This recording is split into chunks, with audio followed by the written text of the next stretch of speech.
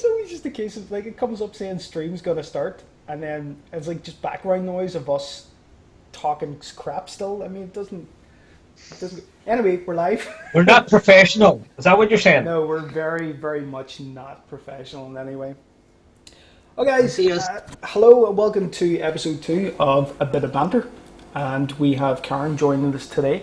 And for anybody who hasn't seen this before, or is just coming in for the first time, or has the attention span of and that, or just not a great memory for last week and what happened. I'm Tom. I am the student of the group. I am the general layabout, does nothing all day. This is Frankie. Hello, what about these all? I'm just the usual say nothing. So, Frank, let's go on to the new start here, Karen. Hi, I'm Karen. I'm in London and I'm a junior doctor in A&E most of the time, so I couldn't be here last week, but I'm here this week. Hooray! Real life superhero! Real life superhero! And we got Michael. Hi, I'm Michael, Marvel comic book collector, avid TV watcher. That's me. All of those things. Okay, so that's who we have here today, guys. And well, we've actually just been sitting chatting away while we're trying to work through all the technical difficulties of always trying to get Frankie on Skype.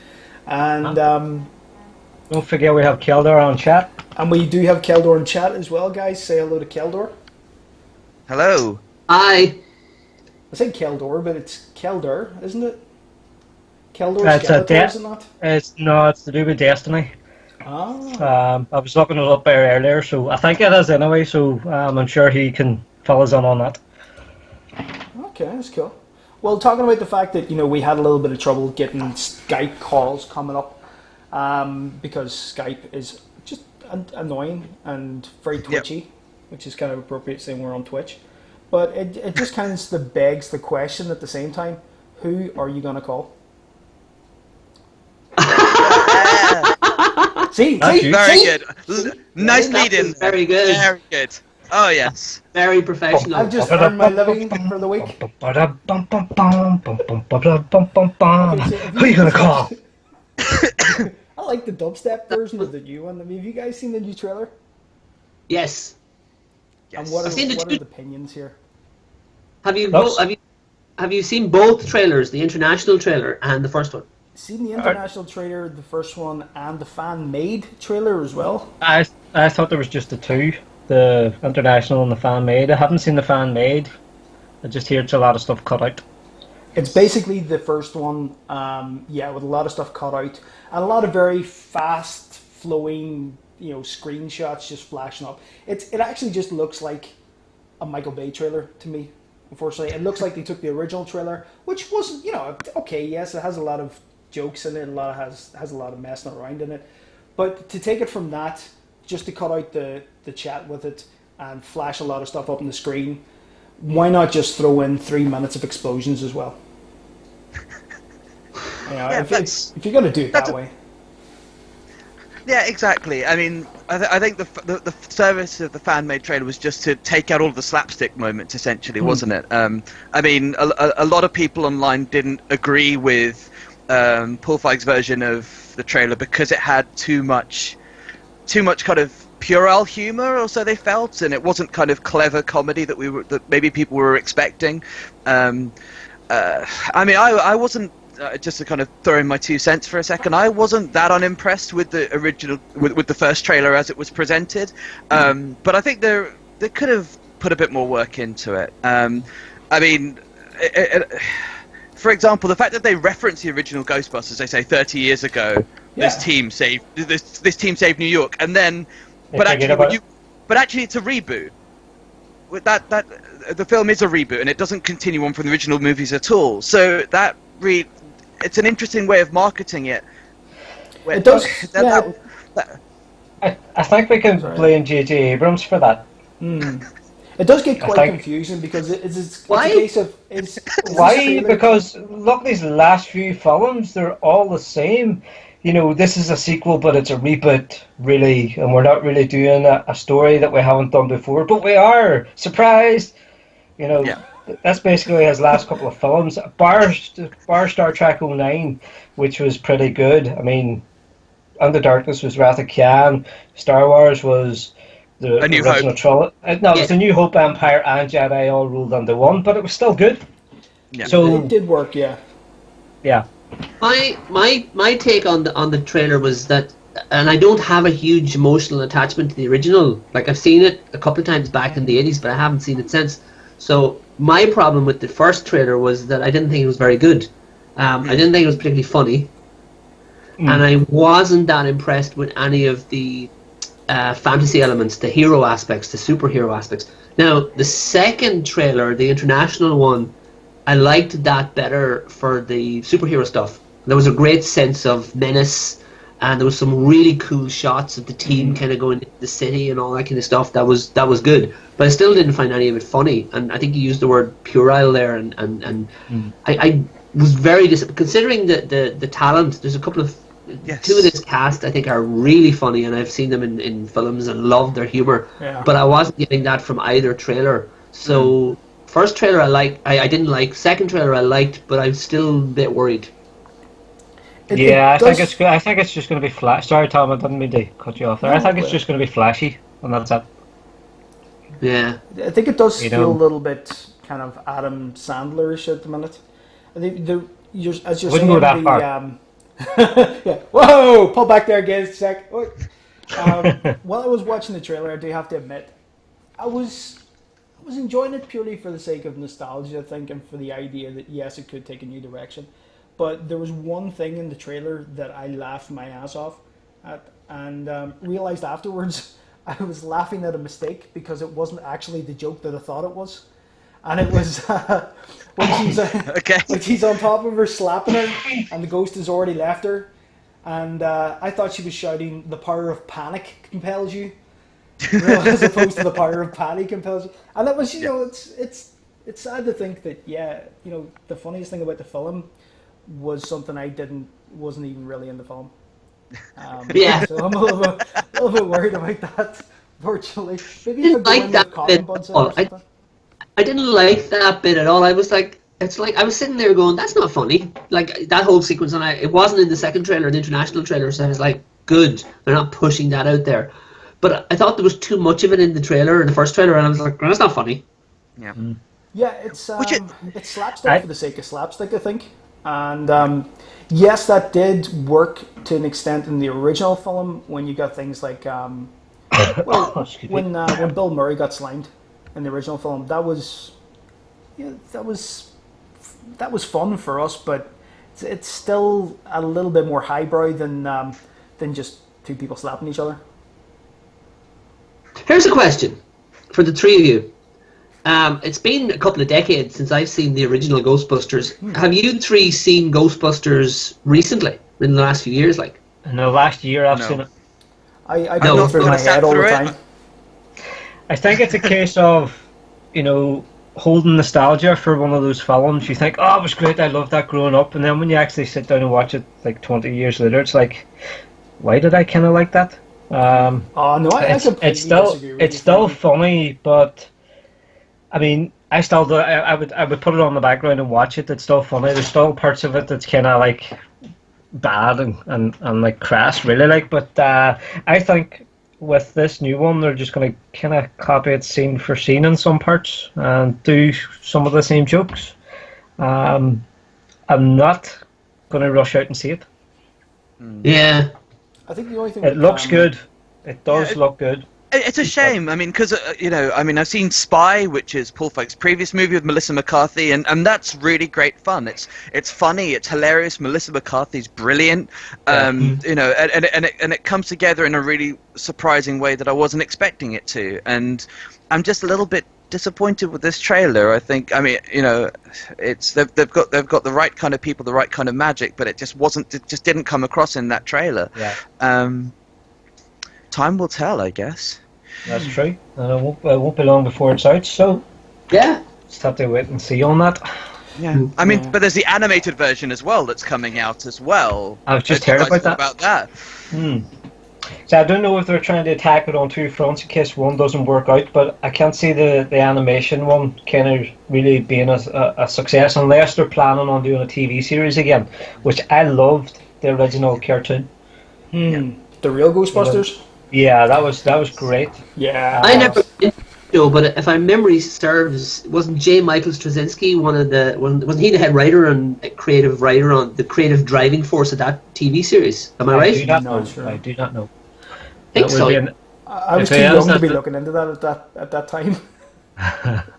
If he is, then that's a nice surprise. I'll find out. I I'll find out if started that's watching a back. couple episodes. Yeah. It doesn't look like it. I've just given it a quick Wikipedia. I mean, it was created by Dan Aykroyd and Harold Ramis. Yeah, but well. I can't see. I guess the original show ran from I guess it would have been slightly pre-Babylon 5, so maybe he would have had the time to contribute. I don't know. Yeah, well, it was 86 to 91 because I think we're all kind of looking at the same thing here now. Really, Yeah, but talking about when was Babylon 5? 94, wasn't it? Bit later on. 90. Babylon 5 is. he did Sorry, go ahead, 20. Mike. He's down at 22 episodes as a writer. So he wrote. Yeah, but I had a funny feeling he was more than a writer on the show. But yeah, he wrote 22 of the episodes. Oh wow! There were 140 episodes, so Yeah. it's a small. Wow! There's a few others, like I said. There were that many? Yeah. Yeah. Surprising. Damn! Yeah. I really must have wasted my childhood. I don't think I ever got into that show. I watched maybe one or two episodes back in the mid 80s, 86, 87 when it was out, and just didn't like it enough to keep with it. But I may. That's because you're too old.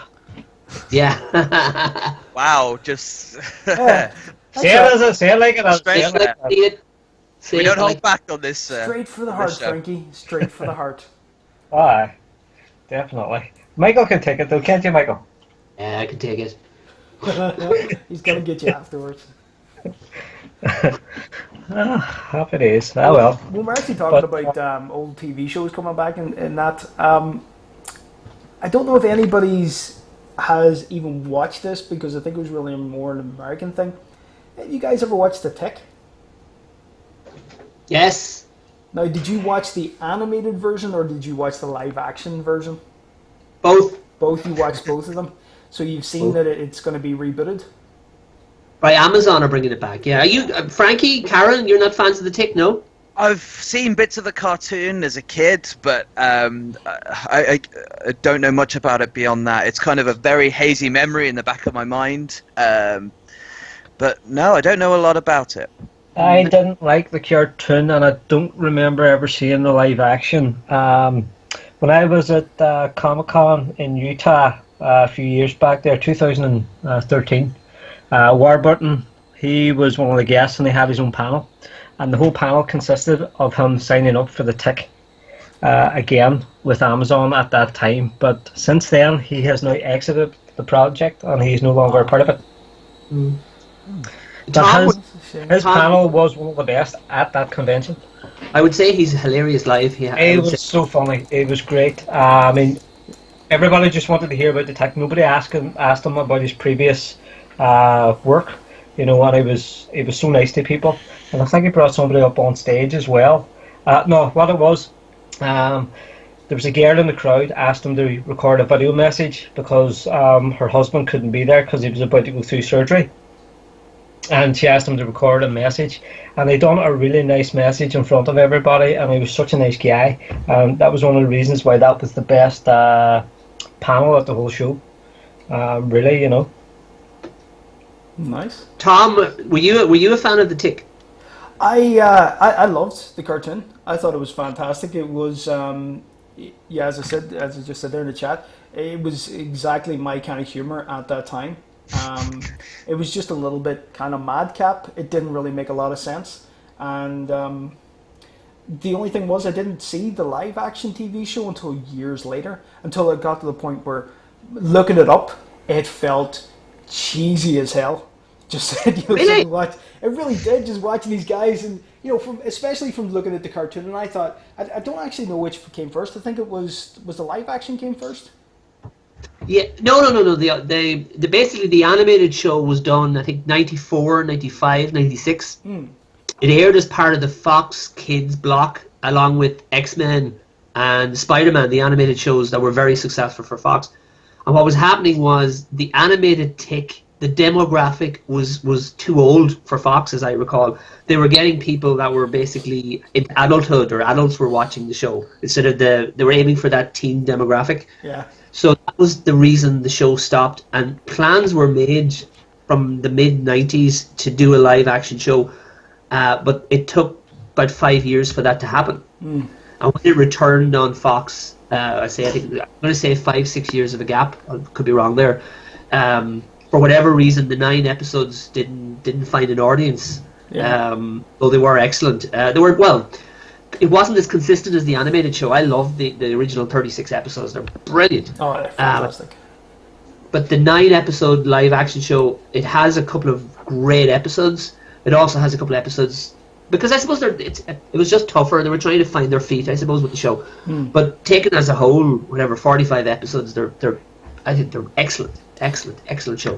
And I can't wait to see it come back. Delighted it's coming back. Whoever's playing the part, delighted to hear it's back. Yeah. The only problem I would have seen with the original one, yes, it was cheesy, but at the same time, it kind of had to be. That was really what the tech is, in a way. It's it's superhero fandom taking the piss out of itself, but it done in a really, really good way. Especially some of the characters in there, like the Human Bullet. I think was one of the greater characters of it. The most useless superhero you got.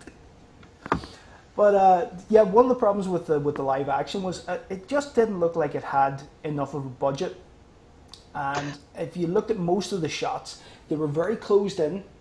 It looked like the camera was up way too tight with everybody. You couldn't see anything in the background, and it kind of felt like. Do you remember the low budget 1980s version of the Fantastic Four? The one that kind of didn't get out there, and only you kind of have to look a little bit to find it. I haven't seen it. I do have it, but yeah, it's I know the one you mean. Yeah, it's very good. It's notoriously low budget, isn't it? Yeah, it's those we paid the money for the costumes, but we haven't really got the sets, so let's just zoom in pretty tight on the person. It's an old 80s thing for that. And they were really notorious for doing that in those types of shows. And that's the only drawback I really had with it at the end of the day, because Warburton was perfect. I mean, he is the Tick. Really, when you think he is the Tick. I mean, I loved him in Seinfeld, and I loved him in Rules of Engagement, a fantastic sitcom. Yes, he is just Tick. That pomposity, that self-importance that he can do so well, and of course he's also an accomplished Vice actor as well on Brothers, that is brilliant. Do you not think that he's typecast as that sarcastic actor? Well, there's Family Guy as well, isn't there? Well, not when it comes to voice acting. When he's cast in live action roles, he does seem to be cast as the I'm a big walking lump of meat that doesn't really have a brain, but I think I'm charming. He does kind of have that, but I think when he does the voice acting, he's given a lot more range with his characters, and I think he really shines through more in that. I like him as an actor either way, but I think honestly his voice acting work is a lot better than his live action stuff. Not that he's not nice to look at. It has more range. I agree. Yeah. Big beefcake. And what do you think, Jared? Sorry? What do you think of the whole thing? I said, I haven't seen any of the Tick at all. Like I watched the cartoon as a kid. I mean, I'm excited to see it return. I think it could be something impressive, but we don't know anything about it at this moment in time, do we? Beyond, any information at all, apart from the fact that Amazon is doing it, and I don't know. Everything that seems to come out on streaming networks these days seems to be a hit. Seems to be most of the time. So, I mean, we can only live in hope. definitely. On that note, It'll get note, that's the way Amazon do it. They do like a pilot, and then the pilot will be out there. So it could be a long time before, because they don't. It's not what Amazon do. They put out like 5 pilots, and then they let people decide, and then months later, because the 2 Amazon shows I've liked were Alpha House and Bosch, and I know there was an extended waiting period before they got greenlit as series based on viewer reaction. Bosch has now just recently got a season 2 as well, hasn't it? So it has. I thought it was cancelled. But talking about the streaming services, has anybody heard of Spielberg's new one? No. Ham and Peter Jackson have now they're signing up for this new streaming service to let you watch movies at the same time they're on the cinema, and it's going to cost you $50 a month. 50? Yeah, it's a part of this brand new box that you're not going to be able to pirate in any way. It's going to run you $150 for the box and then $50 per movie. And what studios are on board? They'll have to get to have enough content. They'll have to get support from all the major studios. Presumably. Yeah, so far it's Spielberg and Jackson. There was a third guy in there. I think it's the head of Warner Brothers. I'm not too sure. I would just skim through it the other day. But I don't see something like that happening or even working. I mean, who's going to pay $50 because it's going to be in America? Who's going to pay $50 per movie that you can watch within 48 hours? I'd say probably a few people. I know people who dislike the experience of having to go to the cinema. I personally love it. That for me, whenever a film that I'm excited about comes out, I have to watch it in the cinema. I want to have that experience. But I do know quite a few people who they're either just uncomfortable with crowds, they're uncomfortable in the space in the cinema, or they just don't happen to like the atmosphere and they want to have the home experience for it. It would be good for them. Plus, the kind of people who sit back and think, you know what, I don't really think this film's going to be great. I'll wait for it to come out on DVD. It gives them more of an opportunity to say, okay, well, I guess I will watch it now. But I wouldn't pay for that service. The cinema's, it's still an experience for me. I'm still a little kid every single time I go into it and sit down on that big screen. Haven't you been warned about that? Yes. Sadly, yes. That's why they had to put in that certain type of lighting in cinemas now where they can still see it in the dark when all the lights are out. But moving very swiftly on, Frankie. I'm going to talk about that. Yeah, so talking with the whole, as Keldar just said there, the mythical piracy box, I don't think it's ever going to come to a certain time where something's not going to be pirated. There's going to be some way around it, one way or the other, simple as that. But with the streaming services as well, I mean, talking about that, CBS has one coming out as well called CBS All Access, which is going to be like $6.99. It's like Netflix, but with the CBS shows, specifically for Star Trek. Again, I don't see this working on Star Trek alone, really, but that's what they're hoping. And the fact that with the people behind Star Trek on this, I think that's what they're banking on. Again, this is just because of the streaming service was brought up there, really on that. And I'm not the type of person that would go and pay for a streaming service. I wouldn't pay for Netflix or anything like that because I'm just cheap. Yes, you are. And I give a Sky for free. Same as Keldar. We get our Sky for free. So, and it's not a Dreambox. So I have to admit, I love the way Netflix works, especially with most of the new series that they've brought out, where they're doing it, they're releasing a series at a time. And they're letting people like me who, might not have something to do at the weekends because there's lonely. It's very, very, very low. But that I can just kind of sit in by myself and, watch an entire series of House of Cards or, Better Call Saul or something. Well, maybe not Better Call Saul. I still wish that they were putting that out all in one go. I would definitely sit down and watch that. But it suits a certain type of viewer.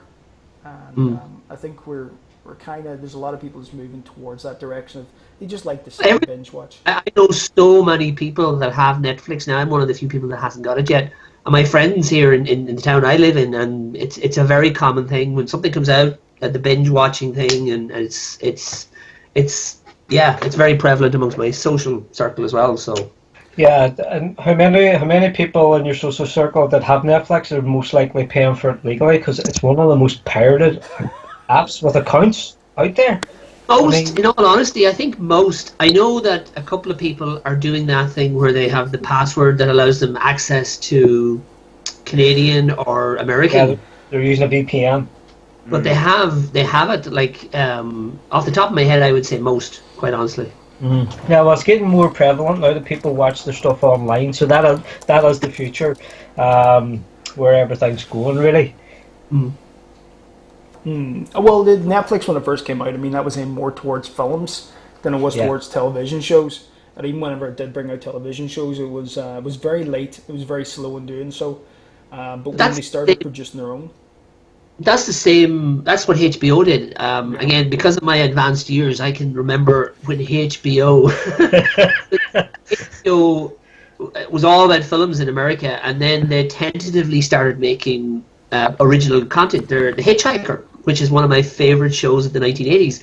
It was either their first or second original series, and that was like a half-hour anthology, and they would do about 13 a year, and they ran 6 years with that, and then USA Network got on board. But through the 80s, HBO was tentatively doing their own shows, and then Showtime came on board doing their, and then you get to like the explosion of like about 2000. I think The Sopranos was probably a big push, but they were tentatively, because they were all about home box office. It was all about movies through the late 70s into the early 80s, and then they had this one show. And The Hitchhiker as well was like, I think The Hitchhiker was like one episode a month. Don't think it ever had it a weekly. They would unveil a new episode every month, and it was on at various times through the month. So the Netflix is just following that same proven thing of dipping your toe in. Because from my perspective, it seems like every other weekend, every third weekend, Netflix is unveiling something. Yeah, so true. some of it's hitting, some of it's miss, but some of the stuff that hits really hard.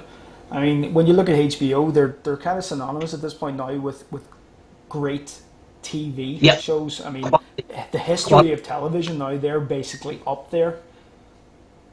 And Netflix are starting to come behind them very slowly. I mean, they have put out some great shows in the last couple of years, and I know, as I mentioned already, like House of Cards, for example, is one of those great shows that they have out there. Better Call Saul, another one. Yep. A lot of people love Orange is the New Black. I actually haven't seen the show. Love it. I know nothing about that, but talking about Orange is the New Black, my partner, Megan, her niece was actually offered a part in that show, and they actually turned it down because it was too graphic. It was to do with an abuse storyline, so they turned it down. So they did. That was just a wee part I threw in there on that. But I've never actually seen the show, and I do actually want to sit down and watch it. I'm not kind of a binge watcher. It's a really good. I've seen the first 2 seasons, and the third still to watch. It's a really good comedy drama, and it's semi-serialized. You know, the episodes are self-contained, but there is ongoing story arcs through season 1 and particularly through season 2. But it's a solid comedy drama. I like it way more than I expected to, because it's coming from the same lady who did Weeds, and I was not a fan of Weeds. I gave up on Weeds after a couple episodes, so I went into this, just tried the pilot, and loved it. Loved the main characters, and it is very funny, and it gets very dramatic in season 2. It's to me, it's one of the top shows on TV without any doubt. All I know about it is that Kate Mulgrew's in it, and that's reason alone to want to dip in. But I haven't tried it yet. She plays a Russian or something. Yes. Yeah, you're right. Yeah, and she's brilliant. She's flawless. She's wasn't she nominated for an Emmy or something? Yes. As long as you guys don't start talking about Voyager, you can talk about Kate Mulgrew all you want. I think Frankie, just looking at the picture that Frankie now has up on Skype, I think he's trying to possibly steer the conversation somewhere towards the start. I'm not. How dare you? I would never do such a thing. I mean, we have such an avid Trekkie as Karen on the line as well, and possibly Paul, which is on there as well. But I will not steer the conversation in that way at all. I will let somebody else bring that up. Well, I will mention. Well, okay then. Let's see. Does anybody want to talk about Star Trek? I would like to throw something in here before we do start talking about Star Trek. Then, Yeah, please don't mention it. Okay. because Hopefully it's not about my name.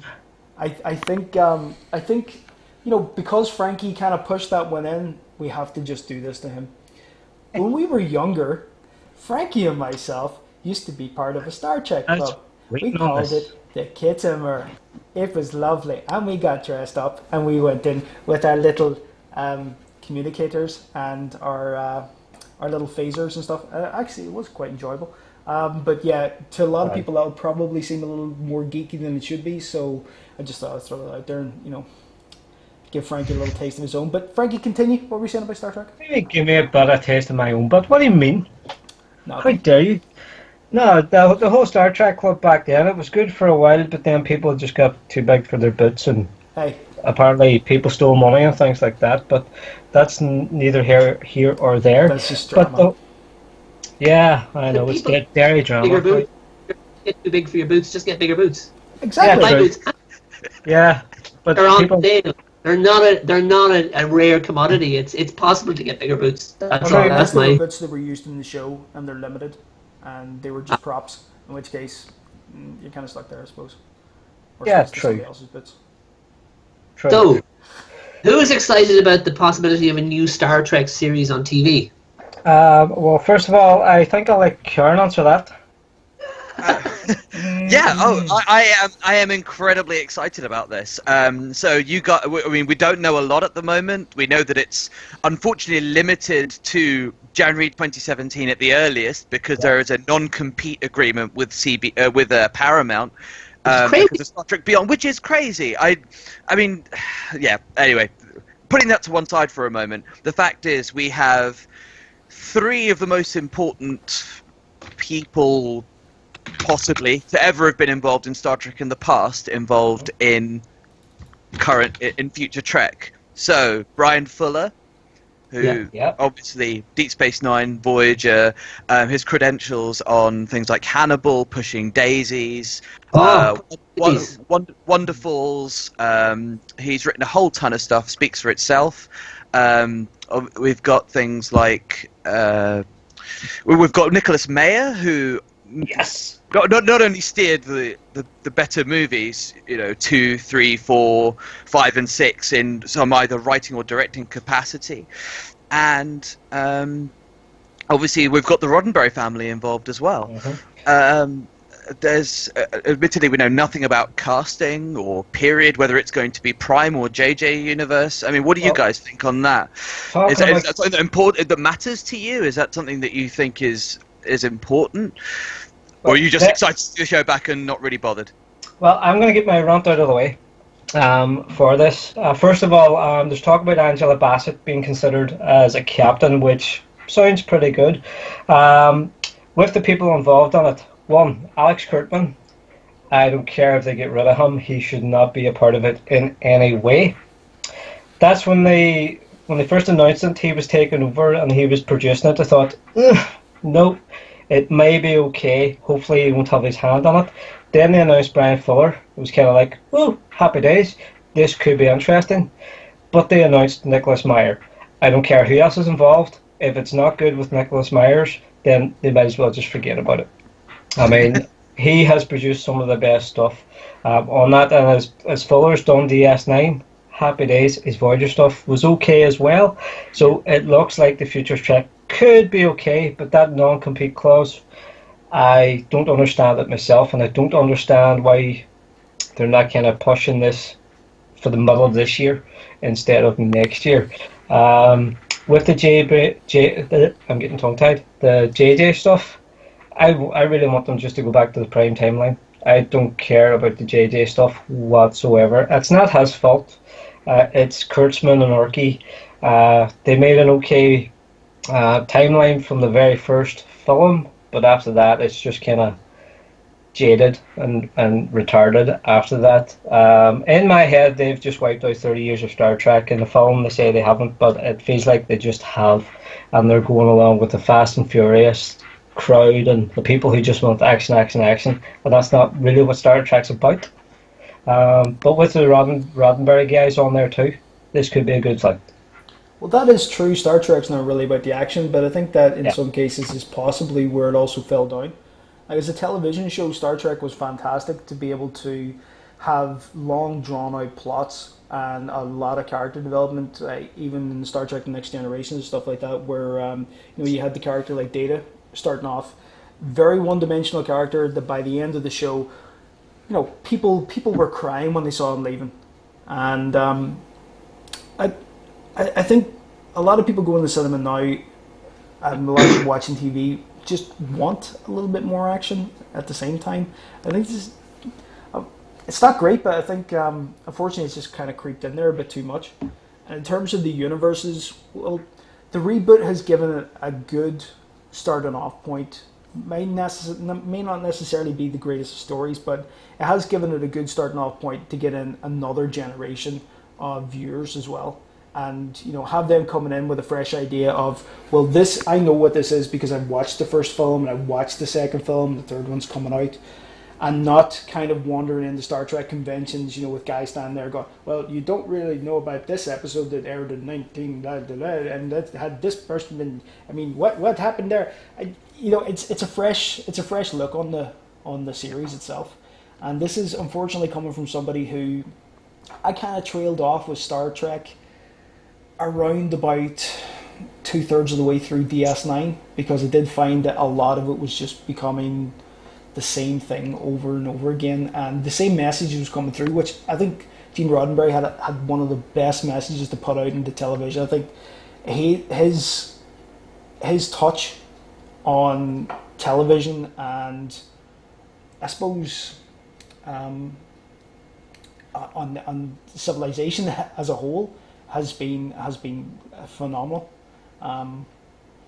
But I think there's nothing wrong with a fresh start. I think. Rant over. Done. I'll step back. What do you think, Michael? I agree basically with pretty much everything that's been said. I don't care too much which timeline it's in, as long as the show is good. I'm definitely hungry and eager to see a Star Trek show again. Now, it's curious, this is another thing. I am a huge Star Trek fan, and Voyager and Next Gen would lead the way for me, not so much Deep Space Nine. I love the classic. But I never watched Enterprise beyond the pilot. I liked the pilot, but I think it was just the time. At the time it started, those years were just, I was watching very little TV anyway. I was just crazy busy. I was working days, working nights, and I never managed to catch up with it. So it's kind of weird that I'm like, I'm really, really keen to see Star Trek come back, because I have like 4 seasons of a TV show that I could acquire and watch if I wanted. But I hear mixed on Enterprise. If you're going to watch Enterprise, now the pilot's good. Broken Bow was good, but the rest of it came before. It's all stuff that TNG did, TOS did, and Voyager did, and DS9. It was all done before. It kind of picked up. Season 3 is probably where your best thing is to watch from the Xindi point of view up until season 4. But do not watch the last ever episode, because it's complete and utter pants. I know what it is. I won't spoil it here, but I mean, it's out there, so I'm aware of the controversy that followed the broadcast of that episode. It's not even the fact there's controversy. It was just crap. It was shite. It was the biggest mistake Brandon Bragg ever made. By the way, I hate that man. He killed Star Trek. Oh, really? He killed it. But we'll say nothing about that. But season 3 onwards is good. That's where they started to tie it back into TOS, and I know they wanted to do a season 5. And, of course. The guy's name evades me right now. He went on to do Dexter after that, and he had a whole outline of season 5 of what he wanted to do, and it seemed really good. It was going to lead up onto the Romulan War. So it was, and I'm talking about the Romulan War. I have to go to a fan film. This new Horizon that just came out takes off from there, which is very good. If anybody's on the fan films, which Karen is. So. Yeah, I mean, fan films are getting better and better all the time. I mean, Star Trek fan films have had a rough kind of a rough period, really. They started with kind of in the early noughties with Star Trek New Voyages. I don't know if you've ever seen that with James Cawley, who actually got a walk-on role in Star Trek '09. But he was kind of an Elvis impersonator by day, and then he would do this by night, and you can kind of see this big old Elvis quiff on Captain Kirk with the gel. And it gets knocked a bit, and it's. I mean, I have a lot of respect to people who make fan films because they build the sets, they write the scripts, they have all the cameras and the electricity to run these sets is expensive even.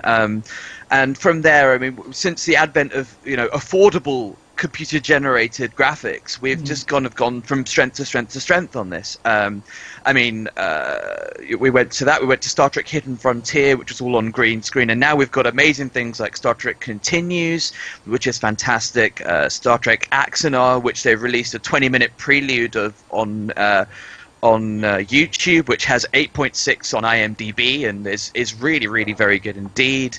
And obviously this, which is Star Trek Horizon. So it's made by one 24-year-old kid. Like, he's 24, and he spent 3 years of his life making this on $40,000 of Kickstarter money and his student loan. And he filmed it on a green screen in his basement. And it looks amazing. It looks incredible. Yeah. I actually just finished watching it today, and it's really, really good, and it's a lot better than most of the episodes they put out there.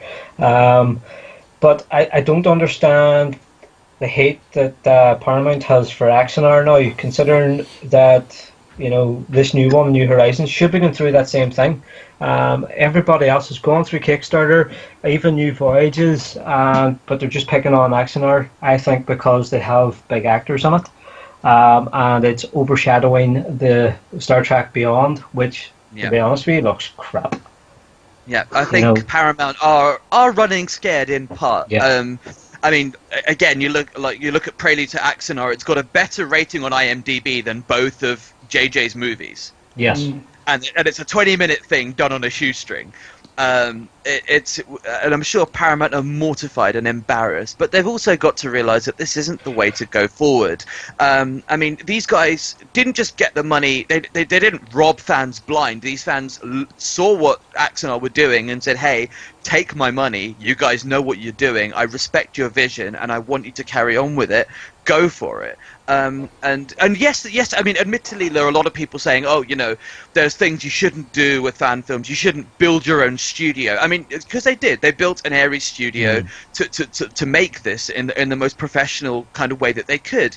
Sure. But CBS haven't issued guidelines on what makes a fan film and what they can and can't do. CBS haven't said that you can't do these things, and for them to then slap Axanar with a lawsuit is. It just leaves everything with a bad taste in the mouth on the year of Star Trek's 50th anniversary. I mean, we're very fortunate that one of the top. I've been doing a bit of reading into this, and it turns out that one of the top law firms in the US, with regards to this kind of litigation, has stepped in and said, "Look, we'll fight your case, Axanar, on a pro bono basis." Wow. So it seems like they've got some big guns working for them, and I think there was an Axanar podcast I was listening to, and they said that they're going to be filing a motion within the next few days or few weeks, a rebuttal motion to CBS to try and get things moving forward, and because obviously, I mean. Production has ground to a halt on the movie while this is all going on, and I hope that they can rectify this and get moving back on with what they were doing, because it looks absolutely amazing. Yeah, it looks fantastic. There's no reason why they can't include this as part of canon in the run-up to the film. They need the fanfare. I mean, people are looking forward more to Axanar than anything else at the moment. I'd even dare say, including the new TV series coming out. And I think Axanar is the reason why they're going ahead with this new TV show. They can see that people still want it, and the demand's still there. So they're trying to cut them off and go their own way, which they're doing it the right thing with the new writers, especially with Nicholas Myers, but they need to bring in these guys from Axanar. I mean, Alec Peters, another guy, I met him as well at that convention in Utah, which was No kind way. of embarrassing. Yeah, I was going past. I was actually walking past stalls, and I just happened to see a picture of the Aries, and I was wheeling past with the pram with a wee man on it, and I just happened to second look at it, and I went back and I started talking to somebody. It was a girl that was on there asking all about it and stuff, and I bought a T-shirt, and then Alec Peters just walked around. And I went, I gotta meet him. And so I stood and chatted with him for about 20 minutes. And I'm kind of embarrassed to say that the end of the conversation was, so have you donated on Kickstarter? No, I gotta go. But my excuse was, no, sorry, I have my child to kind of feed first before I give it to the Axonar, So, but I was really looking forward. Tell your heart. Harder. Exactly, yeah, and he was a nice guy, I've got the pictures. I had them all up on Facebook at one point. They were all shared with the group 2 years ago, I think, so that was one of the highlights of it. But with that, I mean, if anybody hasn't seen Prelude, check it out. It's really good. New Horizons was actually good too. Did you actually see it, Kieran? Prelude, yes. I mean, it wasn't quite what I was expecting, because it's kind of more done as a documentary, as an in-universe Star Trek documentary, which was interesting. Guys, just back in a second. I'm just gonna... Yeah, so it's an interesting take on things for sure. And again, the CG is so good, and the guy from Horizon helped do some of the CG backdrops for Axonar, and again, he's a talented kid. The way it was, I mean, you can see that Alex Peters has a lot of love for this, and oh god, the guy's name who plays the Klingon, who was the original Apollo in Battlestar Galactica, I can't remember the actor's name. Yes. So yeah, I mean, there's some, and obviously J.G. Hertzler, who was one of the General Martok in Deep Space Nine. There's a lot of big acting chops in this, and the guy who plays Zoom in The Flash, Tony Todd, who's also old Jake Sisko in Deep Space Nine's The Visitor. Hold the phone. What did you just say there? Tony Todd plays Zoom in The Flash. Yeah, he's the voice of Zoom in The Flash. That's okay. I thought you were. I kind of figured that, because I said from the start to people that this guy, it's Tony Todd. It has to be Tony Todd. Yeah. And then the reveal happened, which we'll not talk about because I don't think everyone has seen that yet. But I'm glad that somebody else picked up on that. So I am. But we'll leave Flash for another conversation on that. But Tony Todd is one person. Paul Michael hasn't seen the latest episode of The Flash, Michael has wandered off though. Yeah, true. But if he wandered back in, I don't think I'd forgive myself, guys. All I'll say about the reveal is I was disappointed. I saw it coming. Yeah. I totally saw it coming. But for reasons that we'll have to kind of postpone and explain when Michael's back and he's seen it and he can kind of throw in his 2 cents as well. He says he's only one episode behind. So if he's only one episode behind, he needs to watch it. He does. It's actually one of the most exciting shows for me at the minute. Yeah, it started off as well where, again, I think a lot of people probably looked at it and thought, this is cheesy, this is just a standard superhero film, it's not going to amount to much. And I think actually the way that they've introduced a lot of the characters, it's been unmissable for me. It's probably the number one show for me right now on TV, and I absolutely love it. And I love the way that the characters in it and the actors themselves even just have been so they've been so happy to basically just cross the universes as well and bring people in from somewhere else. So when you we have to stop talking about this now. It's like even the, trying to keep Constantine going as well in the background. And I know a lot of people from the group weren't necessarily big fans of Constantine. I did quite love it, but it's the fact that you want to keep the whole universe going, no matter what it takes. And Steve Amell, the way he's been pushing for things, not a big fan of Arrow. I do have to admit, the reason why I'm still sticking with it at the minute is purely because of the tie-ins with all the other shows. I kind of feel like I have to give it service in a way. Does this mean we have to talk about Supergirl? That is such an awful show. I mean, I stuck with Supergirl for my sins. Yeah. And you You're know, up to date with it. I am one episode behind being up to date. Same. And yes, I mean it does start off quite cheesy. Yeah. And it's tonally it's quite it can be difficult to break into, particularly if you're kind of used to your Arrows, your Flashes, your Legends of Tomorrows, your Constantines. But there is a reveal in episode 7 that's quite interesting, and the way it then builds on that is it throws in a lot of quite impressive DC Comics lore and DC Comics continuity quite quickly.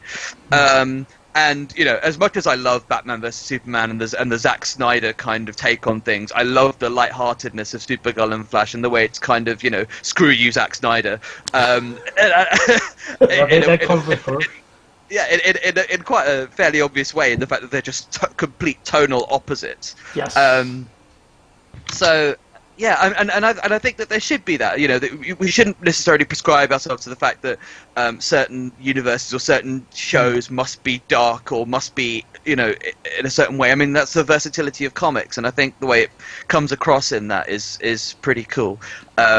But again, yeah, I realise Supergirl's not for everybody. And let's be honest, when it comes to the comics, we can look at a lot of the most recent stories in the last 10, 15 years, and they do start to get a lot more dark. But before that, the whole history of comics and everything that's led up to this point has been from superheroes that are fun stories to read, not just because, you know, they're really gritty or anything like that, but just, you know, they're light-hearted, they're humorous, they're colourful. I mean, even when you looked at when the X-Men first came out, I think that was probably the first superhero film that really opened the population out to the genre itself, to get it in there. But in order to do that, you had to have the grey leather suits, you had to have, you know, uniforms, you couldn't have the colour, you couldn't have the flair for each of the characters. You know, it still had to be, you know, gritty and kind of surreal in some places. But I like the fact that now that people are embracing this a lot more. And again, just to kind of mention it, hopefully not to spoil anything for Michael on this, but when you got characters showing up in the Flash like King Shark, and you kind of sit back and you think, okay, well, we did go from Arrow, we went to a character now that can run, can run at superhuman speeds, and they're starting to introduce these new characters, these CGI characters, actually don't look bad on TV. They look great, good. don't they? The CG work is incredible on the Flash. It is fantastic, and it's great that, you know, okay, we look at Schneider and we see that, but I like the contrast. And when it comes to Supergirl, I watched the pilot, and I think you guys saw my reaction to the pilot. I thought, God, this is going to be absolutely terrible, and I left it for about the first 5 or 6 weeks that it came out, and then just said, okay, I'll catch up with it. I'll give it a chance. I'll give it a go. And I think after about the 3rd or 4th episode, I did find that it kind of came into its own, and it's not the best show on TV, but it's not the worst. I would actually, if we were going to rate it right now, I would say shows in order, basically just from the DC universe. Flash, number 1. Probably number 2, I would say, between Gotham and DC Legends. And then I would say after that, Supergirl, and I would actually say Arrow right down the bottom. I don't know what your take would be on it, guys. Well, if I was going to rank them, I'd rank the Flash. I think the Flash, I mean, like, if you're going to expand it to all the comic book shows, I think Daredevil and Jessica Jones are fantastic shows. Oh, yeah. But the Flash is a comic book show. And I was explaining this to a couple of friends recently who were interested in watching it. I was saying that while, like, I love Daredevil, but Daredevil is a gritty crime thriller. It's like, there was a show years ago with Glenn Close called Damages, and really, to me, Daredevil is Damages combined with Banshee. You know, the action show that's kind of coming to an end this season. It's an action, very violent show. So shows like, and Jessica Jones then is really a psychological horror. You know, and they're both absolutely excellent shows. Yeah. But the special. The Flash is a really, really good comic book world. As you said, the special effects, the visual effects are fantastic. They've got this thing of the story arc, the season-long mystery down pat. They really know how to tell that story. Yeah. Really. I know Here's you, Ian. So I would rate the Flash above Daredevil and Jessica Jones, and then I Gotham. I like Gotham a lot. And season 2, I'm a few weeks behind on Gotham, but it's a strong show. And anything else that I dip into, even Legends so far, and I'm only 3 episodes into that, I'm still kind of... And I didn't like the Supergirl pilot. To get back to Supergirl, watch the pilot, open-minded, liked the idea of something being light and funny. I agree with everything you were saying, but it just... I didn't feel the urge to go back for episode 2. I think that Supergirl is worse than Lois and Clark. Come on, Frankie. I liked the pilot. I thought, happy days, it looks like it's going to be good. What they introduced at the end with the Kryptonians and everything in the prison, that was good. I thought, happy days, it might be okay, but it just seemed to get worse and worse. I stopped watching after maybe the 4th episode, and then they brought Bizarro on. I don't know if anyone's seen it. Have you? Is that after episode 7? There is a lot more than that. I mean, how spoiler phobic are you guys for Supergirl? Yeah. Well, one thing that we'll just point this out at this stage as well. We did say when we were going to do this that between the people who are sitting here in the chat and between anybody who's out there, we give them perfect opportunity. We give them plenty of warning if we're going to be talking about something that's very up to date, very recent. That it's it's a good opportunity to kind of tune out for a few minutes. Or one of us can kind of mute our mics and stuff like that. But because it is a live show, because it is interactive, because we do have people in the chat, it is something we have to acknowledge that there can and will be spoilers for it. So feel free. Okay, so I'll raise my hands like this when the Supergirl spoilers are finished. So spoilers for Supergirl. At the end of episode 7. If you guys have seen the pilot, you've seen Hank Henshaw, the main, the guy in charge of the DEO, the Department of Extraterrestrial, whatever. Yeah. So he unveils. Sorry. He was on home. Before you actually say that, yes, he was. Yeah. Karen, before you actually say that, I know exactly what you're going to say. I think they just ripped off Smallville on that, and you could see it coming a mile away. Sure. I mean, yeah. One of my friends clocked it from the pilot as well. Same. But from his glowing red eyes, and he unveils himself as the Martian Manhunter, as in John Jones, as in kind of green red X across his chest. Yeah, exactly. I had Michael's face right there when I saw it. Yeah. I like this. Piece of candy. So what else do they have? Sorry?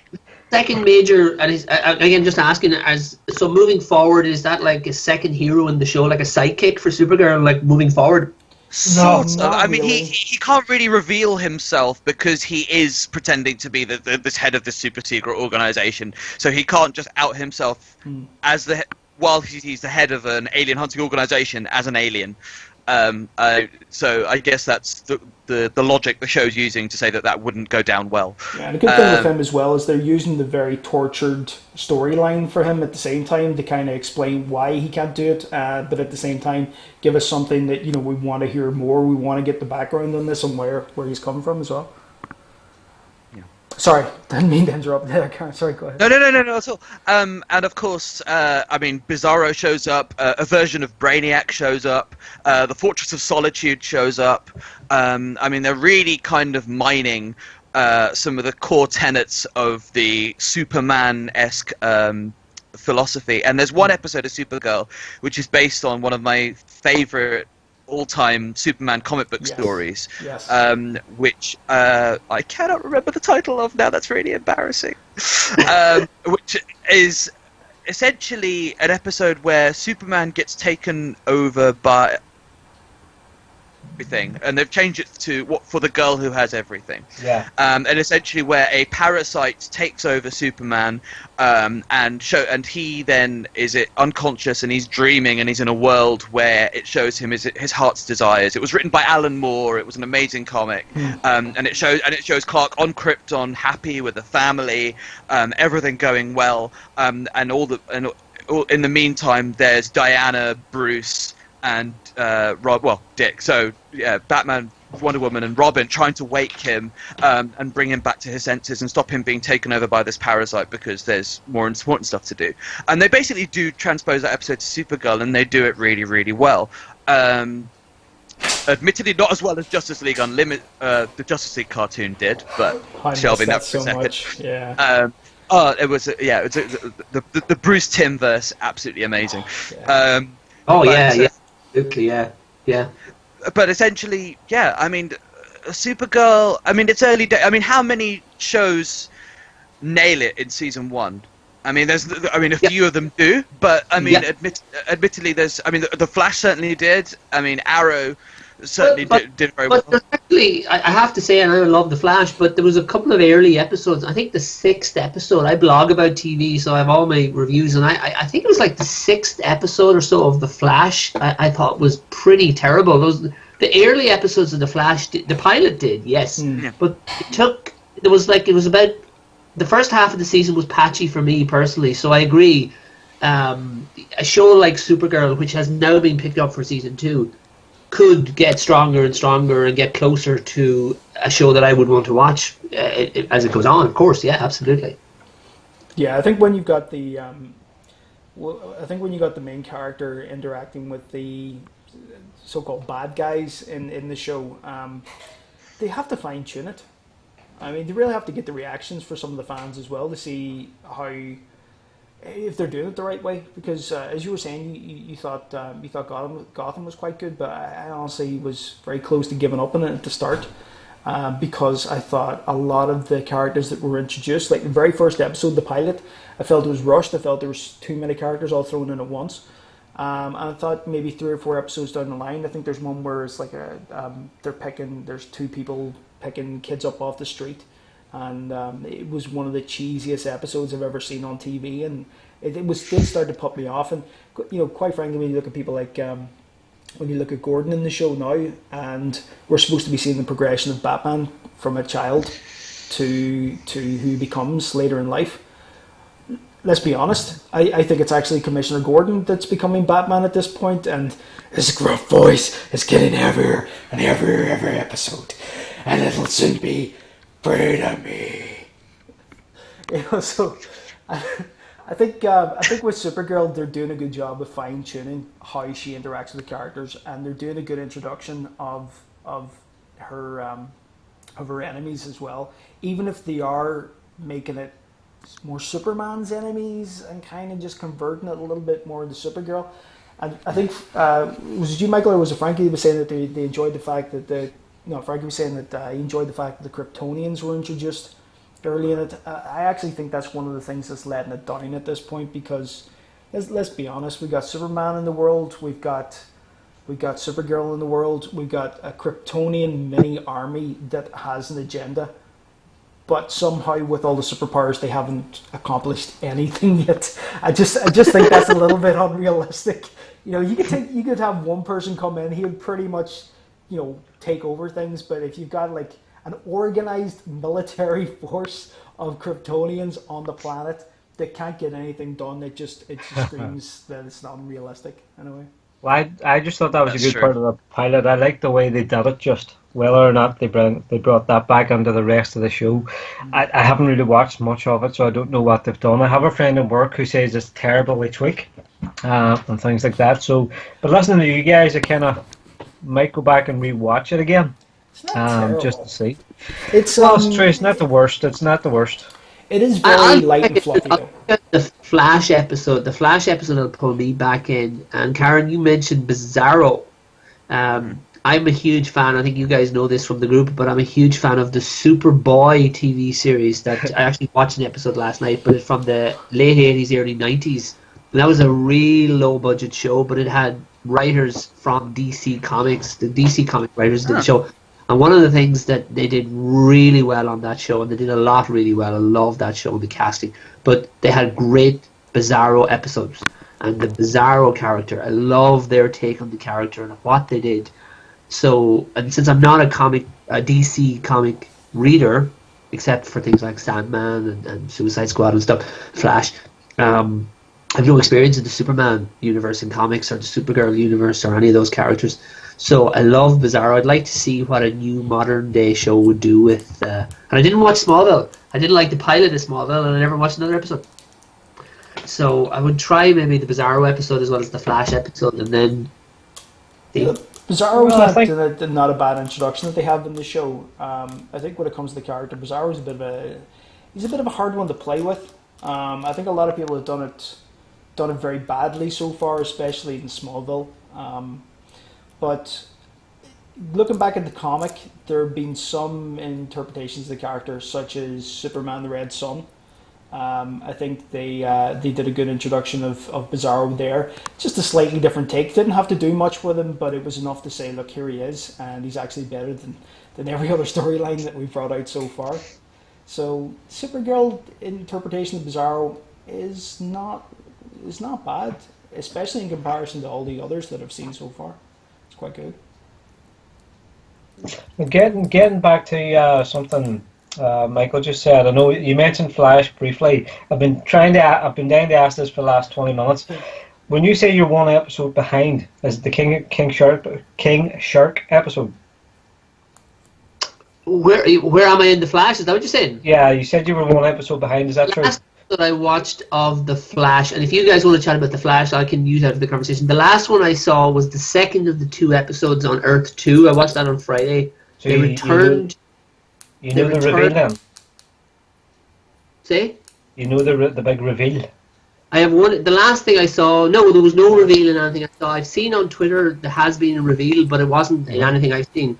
The last thing I saw was everybody returned from Earth 2, and I thought it was quite funny. Jay went over and stood beside the portal.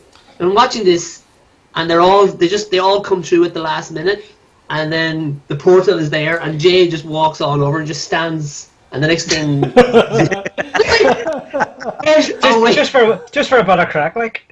Why are you standing? And he turned away from us. He's like, "I'll stand here." And then this hand grabs him. I was like, "Well, what? Jesus, yeah, that's obviously what's going to happen." I think somebody was just a big Samuel L. Jackson fan there, and they're just thinking Deep Blue Sea. Give them a big speech just before they get rid of him. Am I right in thinking that's the second last episode, and there's been an episode since? Am I right? I think there's been at least one episode. Yes, since. there's been an episode since, and I think the next one will be kind of either next week or the week after. Oh yeah, I see. You're right. I'm looking at the episode titles, so now I know the next episode is called King Shark, who was in the show before, right? I remember King Shark. Yes. So that's the next episode, and that's the one I have still to watch. If you guys want to chat about that now, I can just mute out. So well, just forget about the Flash from here, and so we will, because we kind of had a wee chat while you were away. Yeah. So we'll kind of leave that until you've seen it. I actually haven't seen Gotham. One last point about DC shows. I gave up on Gotham around about episode 16, 17 of season 1. I mean, should I be persistent with it? I mean, again, spoilers for Gotham. So the last thing I remember is Fish Mooney spooning out her eyeball. That's why I stopped watching it. That's when I stopped. That was ridiculous. I like Michael's reaction here. The show just got more and more and more insane. Yes. And I realize this is a universe where Arkham Asylum and its inmates exist. The show just got to a level of WTF-ery that I just I just had to take a step back and go, what am I watching? Yes. I mean, essentially, does it redeem itself? Should I continue? I mean, I feel like I'm just waiting for Batman, and it's never going to get there. This was my problem with Smallville. This is again my problem with Gotham, and I know that they're thinking of doing a Krypton show. God knows how they're going to make that work. God knows how they're going to make Jor-El's research into Krypton's tectonic troubles interesting. But there we go. I will leave that up to David S. Goyer to figure out, because I'd rather him than me. That is still actually happening, because I remember him talking about it, and they have everything in place, and they were about to go into pre-production for it. But I don't know how they're going to do it. I mean, who the hell wants to watch a show about Jor-El? I mean, all you have to do is watch a certain season of Smallville, and it's there. They shouldn't. I honestly don't think that they should do that. I think if you're going to try and do an alien version of the DC universe, introduce the Green Lantern. It gives you so much of a universe to work with and stories, and you're going to be forcing every single episode with Krypton. And okay, let's be honest. Even if they do some fantastic storylines, the whole time you're sitting there going, "Is this the episode where it blows up? Is this the episode where it blows up? Is this the episode where it blows up?" There's a certain inevitability to it all, isn't there? Yeah. It's quite sad. And you're so right about Green. I don't know if any of you guys watched the recent Green Lantern animated series that was on 2 or 3 years ago. That was absolutely awesome. But yeah, Michael's definitely giving me a thumbs up, and yeah, great show. I mean, it's proof that the Green Lantern works as a show, and they had some amazing writers. Some of the guys who worked on Avatar: The Last Airbender, which is again an amazing TV show, and again they nailed it. They made Green Lantern really, really interesting. They used all of the kind of the Jeff Johns tenets of the character, and they did it brilliantly. And it would be great to see something like that on TV. I agree with you. Yeah, but maybe said, Karen, about Gotham, getting back to Gotham, the inevitability of you're waiting for Batman to appear, and the fact that he just won't unless it's going to be like the 10th season copying Smallville. Yeah. So if that's your reason for like being curious about getting back to it, and I like Gotham, and I'm very happy to keep watching it, but it's I thought the scooping of the eye out thing too was a major WTF moment. It was just crazy. Like, I'm only exactly. Yeah. She would probably be the character I liked least in the show. I mean, I loved the Penguin from the get-go. I didn't like Fish Mooney.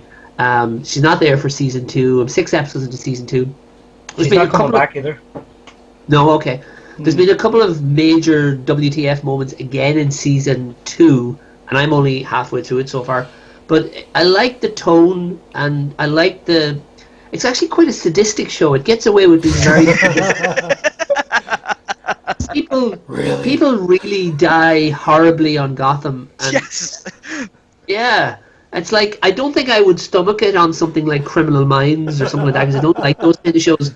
But because it's Gotham, I can kind of... And it's gothic world that you can kind of say, well, okay, this is kind of tonally fitting with everything else. I mean, the one thing that did intrigue me was the introduction of the character of Jerome, and the way his storyline started out in season 1. And there's that scene with him in the cell with his blind circus colleague being interrogated by Ben McKenzie, by Lieutenant Gordon, and I must admit that is. I mean, I know that there are some Jerome developments in season 2. I've heard of those on the grapevine. Yeah. But yeah, I mean, for a young kid who absolutely nails it, seems to combine the best of Heath Ledger and oh God, what's his name? The guy from The Shine. No. Oh, Jack Nicholson. Jack Nicholson, thank you, and even a bits of Cesar Romero from the '60s show, and kind of bring them all together. Someone so young, he really, really kind of nailed it. Forgive me if I'm wrong here, because the audio skipping a wee bit on my side. You was talking about the ginger-haired guy. Yeah. He's actually in the American version of Shameless. He's in the American version of Shameless. He's been on it from the start, and he's actually really good on it. And I was watching them back to back at the time, and I can see the time where he left Shameless to go on the Gotham. In Shameless, the storyline that he left was he was put into a mental asylum, and then the next week he appeared on Gotham, and you didn't know who he was until that smile at the end of the episode. And I have not seen it since. You kind of did know who he was, but I thought at the end of the episode where they introduced him, I thought they kind of rushed the whole thing. They didn't really have any leads. They weren't really going anywhere, and then suddenly Jim Gordon has just figured this out in his head, and let's bring him in and entrap him. And it kind of just went okay for somebody who let's just say possibly he's crazy, but possibly a genius as well. To a certain extent, the character. I'm not saying who he would necessarily be, but just the character that Jerome was. I think it just went a little bit too easy.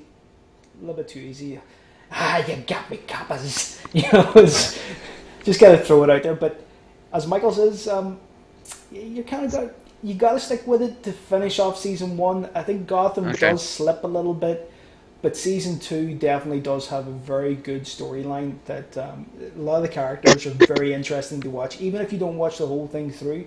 Even if you just watch it for some of the episodes and some of the characters, you do still have to stick with it a little bit.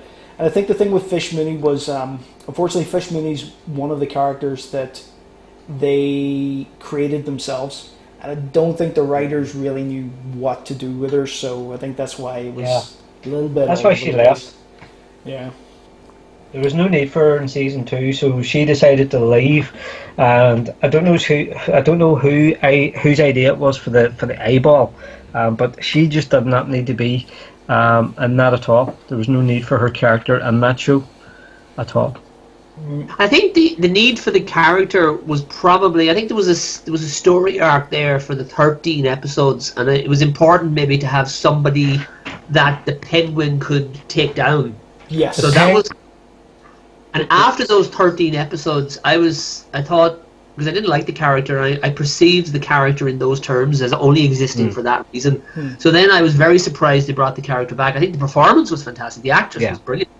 But they brought her back, obviously, I suppose, as a tribute to that. But yeah, in the back half of season 1, nothing really came of bringing the character back. It's like they should have just left her as that first block of episodes and finished the arc where she would always be out there.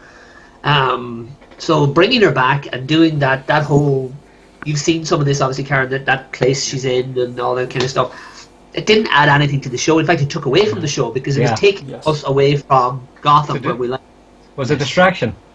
Yeah. Gotham is a very difficult show, I think, to work with, and I think with what they've had to work with so far, they've done quite well. Because when you have the characters that are introduced, and it's supposed to be introduced in such a way that it's, like 15 to 20 years before the universe that we know. You've got really two ways of working with the characters. As you said, you either put them up against somebody that you can introduce to the show purely for the experience of knocking them back out, where you have a character that is a slow rise to power over a long period. Or alternatively, you can have certain characters, which we've seen already happening, which rise into the spotlight quite quickly and then they fall again. And it's, you're going to have characters that kind of rise and fall, and it's going to get very repetitive if they keep having to do that. So I think they can only do that with a few of the characters. And people like the Penguin, where they have made him, his character grow, and they have made his power within the city grow over the space of at least the first series, and then longer in the second one. That's really the only other way they can work with these characters. So it's good to see that they still kept it fresh as well for 2 series, given that they do have those constraints. And it'd be interesting to see where they go on from here. Yeah, absolutely. I'm definitely... It's a show I'm going to stick with now. I've gone past that point. I really do love it, and I wouldn't bail on it at this stage unless it did something drastically to really turn me off. But yeah, so... But are you aware, Karen, I know you're obviously aware of some things that have happened since you started. Are you aware where they've taken Barbara? What they've done with I've heard about the kind of complete 180 they've done from kind of mewling helpless damsel to insane, slightly badass. I've kind of seen bits of her in the prison garb, kind of trying to run the place, that does intrigue me. So which is why I'm kind of asking you guys for your opinion, really. That's one of my favorite. I mean, as a fan of that actress, Erin Richards, I was a fan she did a Christian Slater show a couple of seasons back, Breaking In. She was excellent. She's brilliant, and they were not using her at all in Gotham until they did that. And the character is crazy now, and she is awesome. I love watching her work on the show, and it's one of the things I love about the show at the moment. Is say she had about 2 or 3 episodes at the start of the season where she got a lot of screen time, and she plays that OTT crazy role really, really well. They've got great actors on the show. Right from the Penguin on down, they've cast it really well. Yeah. I really like the whole relationship between Bullock and Gordon.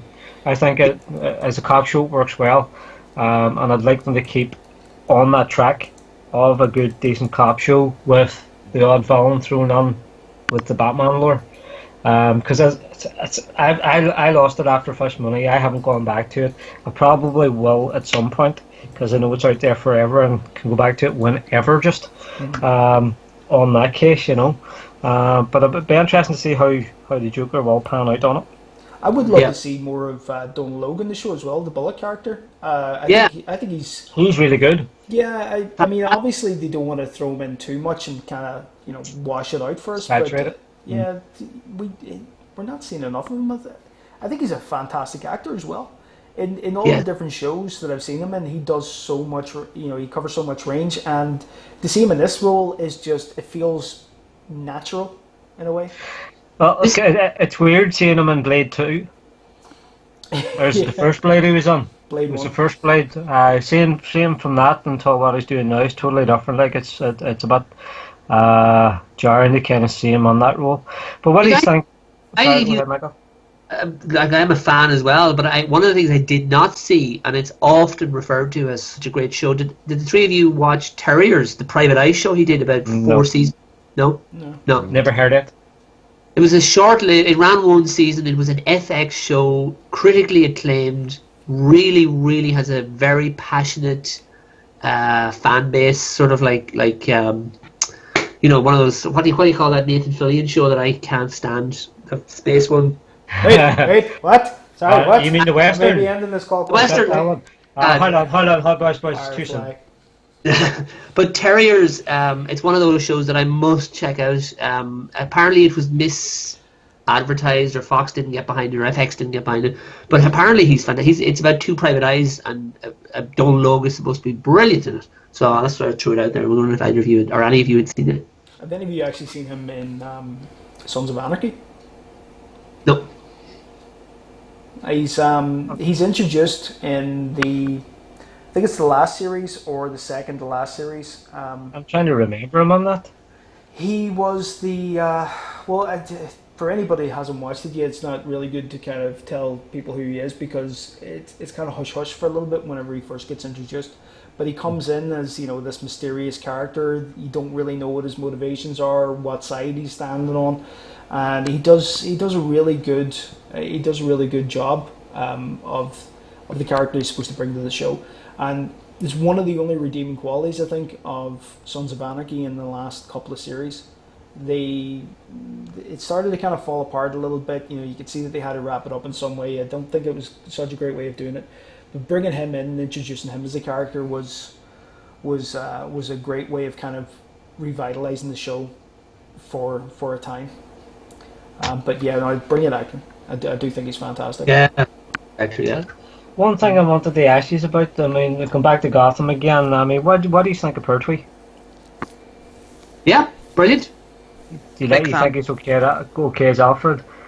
I originally thought there was something kind of creepy about the way he was being Bruce in the early episodes. It was like the opposite of a nurturing sort of parental relationship. I thought this is just, I don't get this. It was around the time that it was revealed on the show that Alfred was really kind of badass, and it was one of those episodes where there was the attack on Wayne Manor, and he was kicking ass, and I was like, okay, I believe that he's really good at that, and now I understand the character more in terms of it's that guy who's being a butler, and I can understand why he's quite so aggressive sometimes. So it took those few episodes, but thoroughly liked that character and would like to see more of him. And there was a wonderful touch of humour. I know this won't be down to you, Karen, but early in season 2, we've had that moment where he met Lee and was very attracted to her, and there was the whole awkwardness thing that was very funny with Jim Gordon. I thought that was really, really, I loved seeing something like that, a little bit of well thought out character humor. So yeah, why does anyone have issues with Pertwee in terms of the 4 of us? Or? I do have a little bit, not with him playing it. I just I think with the character, the way they have the character, probably as you said. Sorry, I didn't mean to cut you off there, Tom. Go ahead. No, it's go on with what you're saying there. I was just going to say, the thing that put me off him was the fact that he was aggressive, and it was kind of like, catch yourself on, wee boy. You'll be grand, grow the fuck up, get on with it. That kind of put me off him that kind of way, But Pertwee is a good actor too, so I think I'm going to have to go back to it again.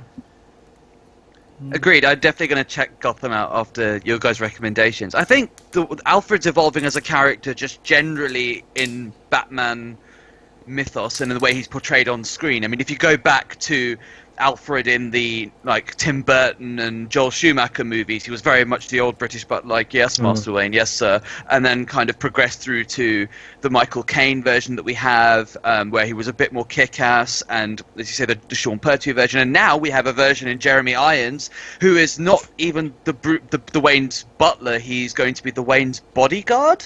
You just spoiled the whole thing for me. Whoops. It's coming. No! That's okay. They wrecked it with Doomsday. It's okay. I'll let you away with it. I mean, sorry. It seems like that they're just pushing Alfred into, into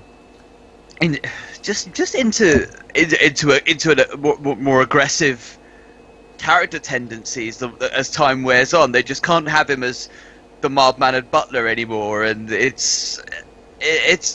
feel like it's something of an inevitability, and it's just interesting because of your observations about Sean Pertwee, obviously. I think it's just the way that he's kind of being pushed by whatever the powers that be. I think the Alfred character is actually it's a really good one. Where I don't know if you guys have noticed this.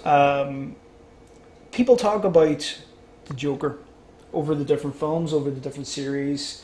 From Cesar Romero, up through Jack and Heath and all the rest, and they say, okay, we've seen different sides of the Joker every time. There's the clown, there's the gangster, there's the madman. We have all these different variations.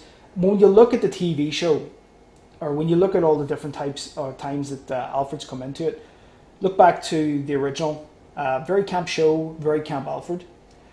You go to the Tim Burton Batman. And they actually developed him quite a bit, where he was very one-dimensional in the first couple of films, but then he became a very sarcastic presence, so you saw a wit there with him that you knew there was more going on in the background with his character, but he just, he's the guy that we're not just going to see. And then I think whenever you came to the Michael Caine character, he was very worldly wise. You didn't see an aggressive person. You didn't see somebody who was technically intelligent. He was the person that was bringing the balance of wisdom to the reckless character of Batman in that film. And that's why I think he worked so well. And in this one, the only problem I have with him is he's bringing the training that Batman needs in Gotham. But I think they've dumbed him down a little bit too much. And I think there's too many, Master Wayne, okay, yes, right, okay, got that one wrong. It feels too much like they've brought the character down to make a young child look more intelligent, and they've made him into a rougher character. And I do like the rougher side of things, but Alfred has always been the wisdom for Batman, and he's always been as intelligent as Batman. I think he was too old to basically carry it on. So in my mind, it probably sound a little strange. In my mind, Alfred was Batman before there was a Batman.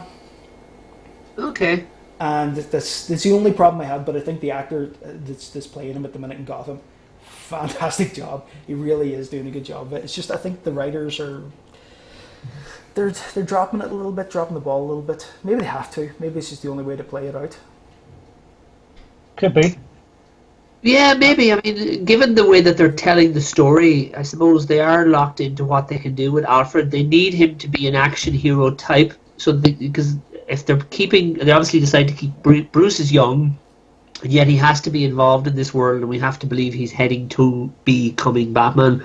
So I suppose that kind of defined the direction that they would take Alfred to a large degree, because he is very different to the Alfred we say the animated show, which is where I know Batman best from. That's what I was going to bring up. Well, that's the ultimate sarcastic Alfred. Yeah, and saying that they're bringing Alfred now into kind of guys where he's kick-ass Alfred. You know, they've already got him signed up for like the last ever season of Gotham. They're going to bring in The Rock, and he's going to be Alfred because he just kicks ass, and that's just the way they're going to do it. I would watch that. At least I got a laugh. I would watch. And actually, I don't know. Have you guys ever heard of Dorkly? It's a website. It does joking animation stuff. It's very related to nerd stuff. And one of the animations that they did was the true villain in the Batman universe being Alfred. And yeah, you could kind of see that. So when Frankie says bring in The Rock at the end, I'm thinking, no, that's not bad. Actually, turn Alfred into Bane at some point during the film. You know, I could kind of work. It really just shows the flip side of the character. Yeah, go with that. On the subject of Batman, and it's getting away from Gotham for a second, but it's just, and I don't think it was in your list, Frankie, from stuff, but this whole thing about the Jenna Malone role in Batman Superman getting leaked and then it was cut and all that. Are you guys up to date on all that, or have you any thoughts yet? I haven't read anything about it, but they're putting her back under the R-rated one, wasn't it? Yeah, the character that she's playing, which is interesting, it will be in the Blu-ray and it will be, I suppose, in the R-rated. I'm looking at one of the stories here. I saw it during the week. So yes, they're putting the character, because they have plans for this character in the rest of their franchise that DC desperately wants to create. We'll see how it all goes, but I was just curious if you guys were aware of that or what you thought about her casting. I love that actress from Hunger Games and whatever. So it does seem a little bit desperate at this point, doesn't it? It's kind of like, Marvel can have it, why can't we? I want some of that. Give me the box office money. We did this already. These guys came in after us. We did the first Batman. There is a desperation about all of this, you know. I hope it pans out. Yeah, it would be great for us as fans. It'd be great for us as fans to have all these movies to go and see that are good. But that's the key part, isn't it? That are good. Yeah. That's the thing, and you could just see DC gnashing their teeth because Marvel seemed to be choosing all of these different directors and all of these different things and just somehow nailing it every time, and they've built this established universe that so many other people have tried and failed to recreate. I mean, Universal tried to do their Dracula monsters werewolf universe that hasn't really taken off. Is that still a thing? Trying to do that, Karen? They're still trying to do that, yes. Yeah, they were trying to do that. They're trying to basically recreate a Hammer's House of Horror universe to ape the MCU, and it just didn't work. And Green Lantern, similarly, Green Lantern, the Ryan Reynolds Green Lantern, was supposed to be the start of a DCCU that fell completely flat on its face. I'll actually tell you why the whole monster one kind of fell on its face. They're still going to try it, but Alex Kurtzman and Robert Orkey. You really don't like him, do you? No, I don't. The only thing I liked those guys did was Almost Human with Carl Urban. That was fantastic. Into that show, I watched the first 4 episodes in production order. That was one of those shows that Fox does this now and again. You need to watch it in production order. They show the episode around. And I love Carl Urban, fantastic performance. And Michael, what's he pronounce? Is it easy? I can't remember his surname, but he was one of the best actors on it. Brilliant show, but a brilliant casting. But I gave up after about 4 episodes. I was like, this is not doing it for me. You obviously watched the full run. Yeah, I really enjoyed it. I thought it was really good. It was just to me, it was kind of like a take on. I don't know if you would say even RoboCop, only that. I suppose it's like a serious take on RoboCop, which I thought was panning out really kind of well, but it just didn't get the ratings.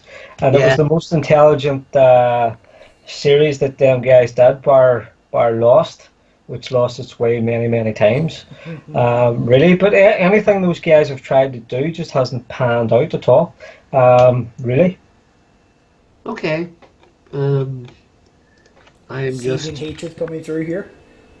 There's no kind of real hatred on it. It's just that bloody Kurtzman. You know, I'm interested to see what his take on the third Star Trek film was actually going to be, because the rumor was that he was trying to work it on that he was going to bring back Shatner and some time travel bollocks or something. And, Paramount just went, nah, we're not having that. Now the fact that Pegg has written it, I don't really care about Justin Lin, because he's kind of half written it as well. But to me, it's just going to be Fast and Furious type kind of thing. But with Pegg writing it, I like what he's done with the Fast and Furious and doing Community. Yeah. It was paintball episode of Community. I mean, yeah. So it could end up being good. You know, the best film out of Fast and Furious, I loved 5. I thought 5 was the best out of them all. They're just ridiculous after that, really. But with Simon Pegg, his stuff is very tongue-in-cheek. It's kind of very poking fun of himself and things like that. And I think that's what people are worried about. Is this what he's going to turn Star Trek into? Because he's never been a Star Trek fan. And Scotty's not there for comedy purposes. And, yes. And I fear that in the new trilogy, he kind of has been a little bit. Yeah, I hated him as kind of been the slapstick sidekick. And yeah. I mean, Scotty is admittedly used on occasion for comedic effect in the original series. You know, where he beams the tribbles. You know, and he says, "Oh, well, there'll be no tribble at all." Ha ha ha ha. But you know, that's kind of it. There's no. Yeah, so, I mean, we'll see what they have to offer. I mean, no one can deny Justin Lin's kind of financial success. He knows how to make a movie that earns big. I mean, like you say, Fast and Furious 3, 4, and 5, and 6. And I think he's done some great stuff for Community as well, if I remember rightly. Yeah. So he can clearly do kind of slightly more intelligent stuff as well. And, you know, I've seen interviews with him where he says, you know, when I was a kid, all of my friends were Star Wars fans. I was the Star Trek kid. Yeah. I mean, which all sounds very encouraging. I mean, only time will tell, but that first trailer was awful. I'm honestly very worried about Simon Pegg having so much input in the script, you know, in the writing, because I'm afraid that... There are two sides of this. One of them is in the tongue-in-cheek comedic side. I feel like I'm going to go into this film already knowing every joke that he's going to come out with. You think it's going to be spaced in space? Yeah, but see, Spaced is great, and I think his Cornetto trilogy was fantastic as well, because I think that's suitable in that atmosphere and those types of films. I don't think it's suitable for this. And the other side of it, maybe way off in this, his from seeing a few interviews with him and kind of seeing where he's going, some of his films and the direction he's going, he feels like he's buying into the whole Tom Cruise Mission Impossible side of things, and it does seem to be. I'm a little bit worried that he's going to be throwing in a lot of action sequences, as if they say, "Well, look at me, look what I can do as well." Yeah. So between the old jokes and the action sequences that are just forced, very forced, I think there's going to be a couple of references in there. Like I saw from the trailer, one of the ones where he's like hanging off the edge of a cliff, and you do see some similarities between that and some Mission Impossible scenes. Unfortunately, yeah, that's what was first brought up about it, about the actual ad. Sorry, I didn't mean to cut you off again. No, excuse me. We Peg. I really don't know how this is going to pan out with him. I mean, the whole reason why he got that part in Star Trek is because he was JJ's buddy.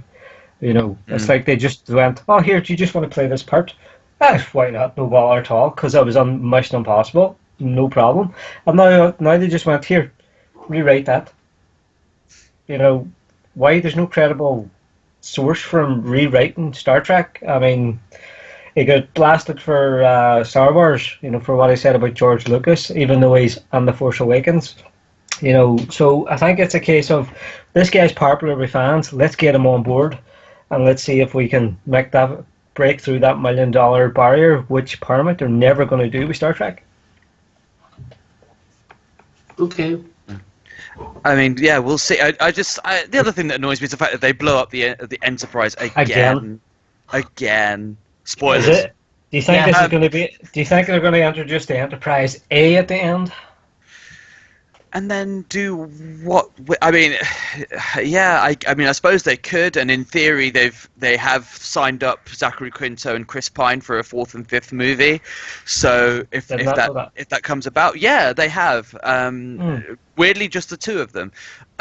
So I don't know what CBS has got up its sleeve here. I don't know what. I wish I could know what's going on inside their heads, because it doesn't seem like they have a game plan at this point in time. Yeah, it seems like they're just scrambling. It's like what DC's doing, or Warner Bros. Paramount, not CBS. It's all part of the same thing, really. All thing, really. CBS, Paramount, yeah. Yeah. So it seems like they were doing what DC and Warner Bros. Is trying to do. They're trying to scramble together to get this big shared universe going, and let's see who can make the most amount of money before the bubble bursts. Yeah. And that's what it seems like. And I really hope it works out for Star Trek, because I really want Star Trek back on TV. Yeah.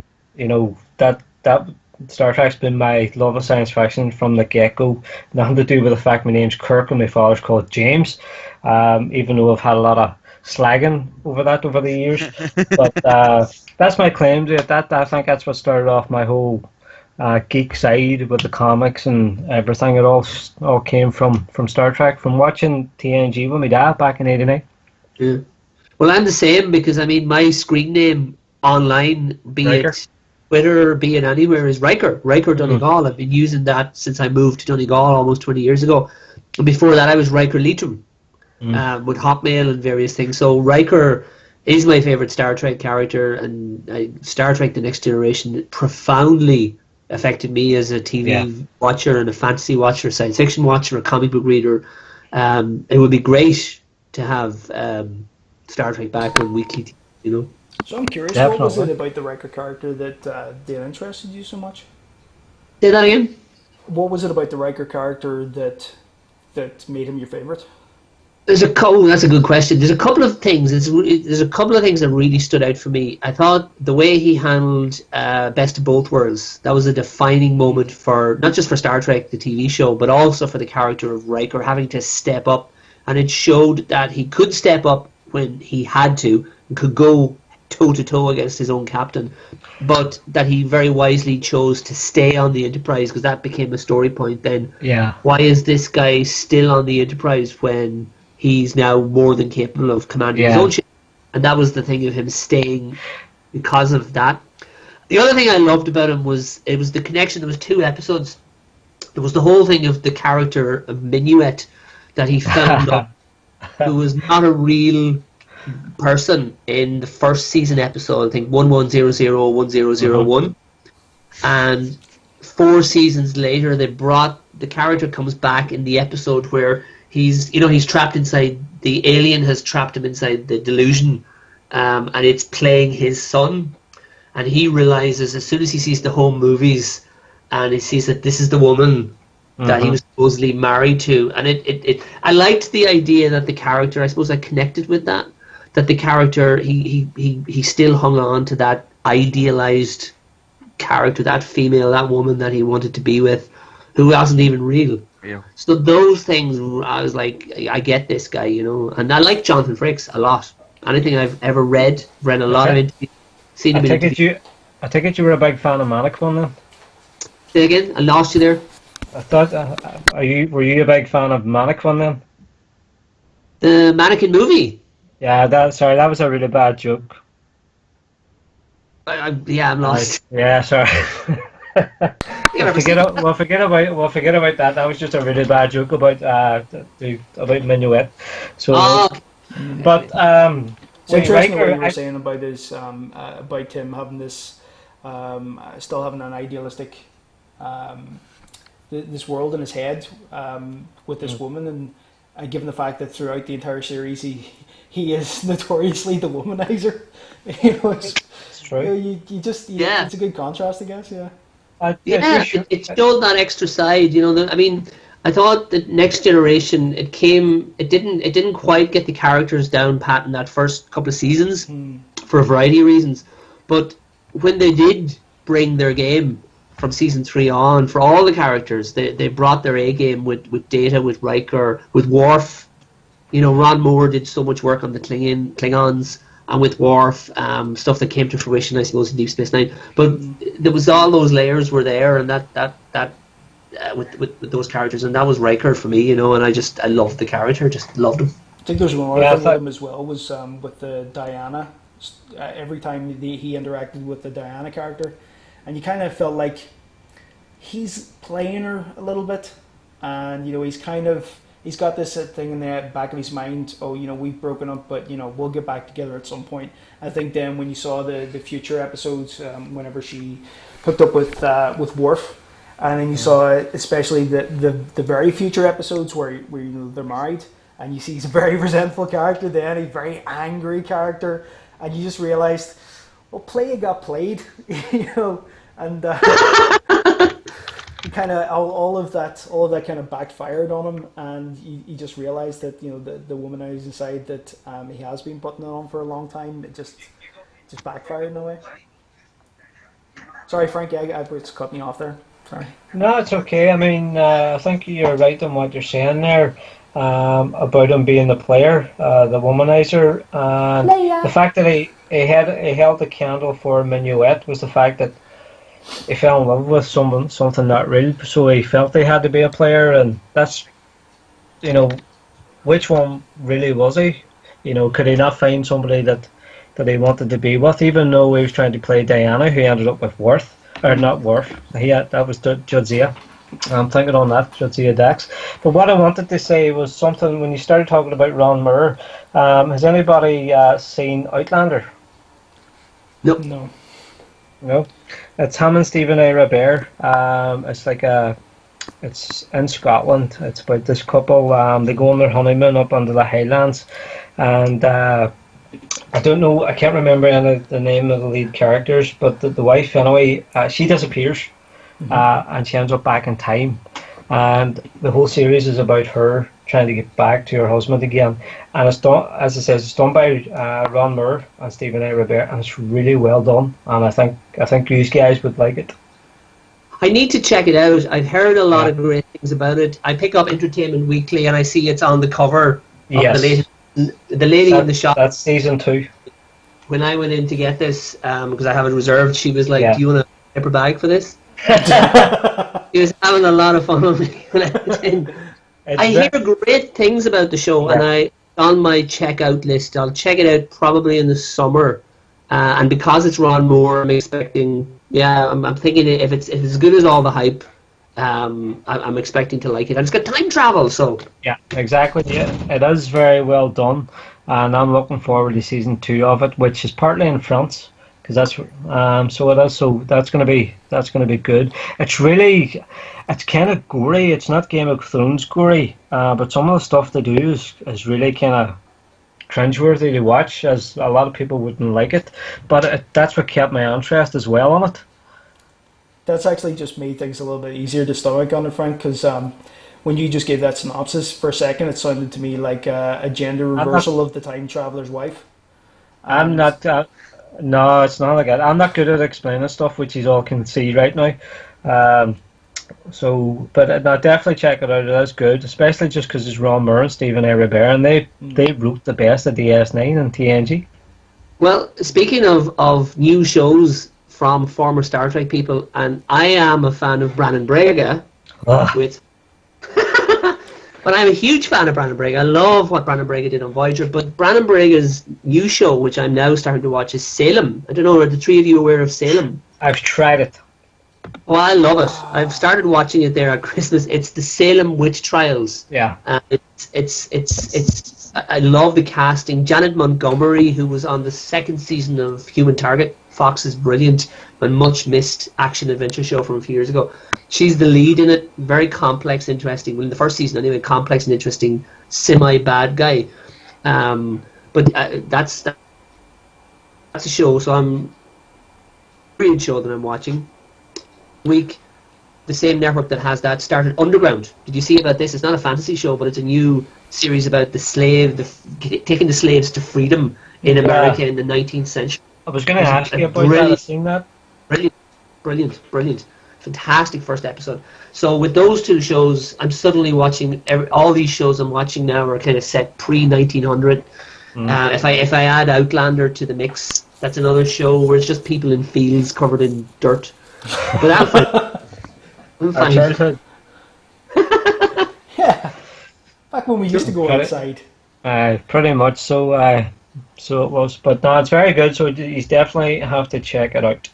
There's actually something I'd point out here. It's nothing to do with TV, film, or anything like that. Just from a gaming side of things, when you mentioned about the Salem witch trials, I just point out to anybody who does have an interest in this type of game genre, puzzle type in a way, like psychological. There's a game out there, very simple, very basic, called The Town of Salem, and it's web based. And it's basically just a very simple thing where you go in against about 6 or 7 other people, and you all take a randomly rolled and generated character each time. So maybe you're part of the townsfolk, maybe you're an assassin in the night, a serial killer, maybe you're part of like mafioso or something like that. Just kind of an interesting game to play real life with other people, and you've got to convince them that you either are or you aren't who you say you are. But no, I just thought I'd throw it out because as we are on Twitch as well, to mention the gaming side of things.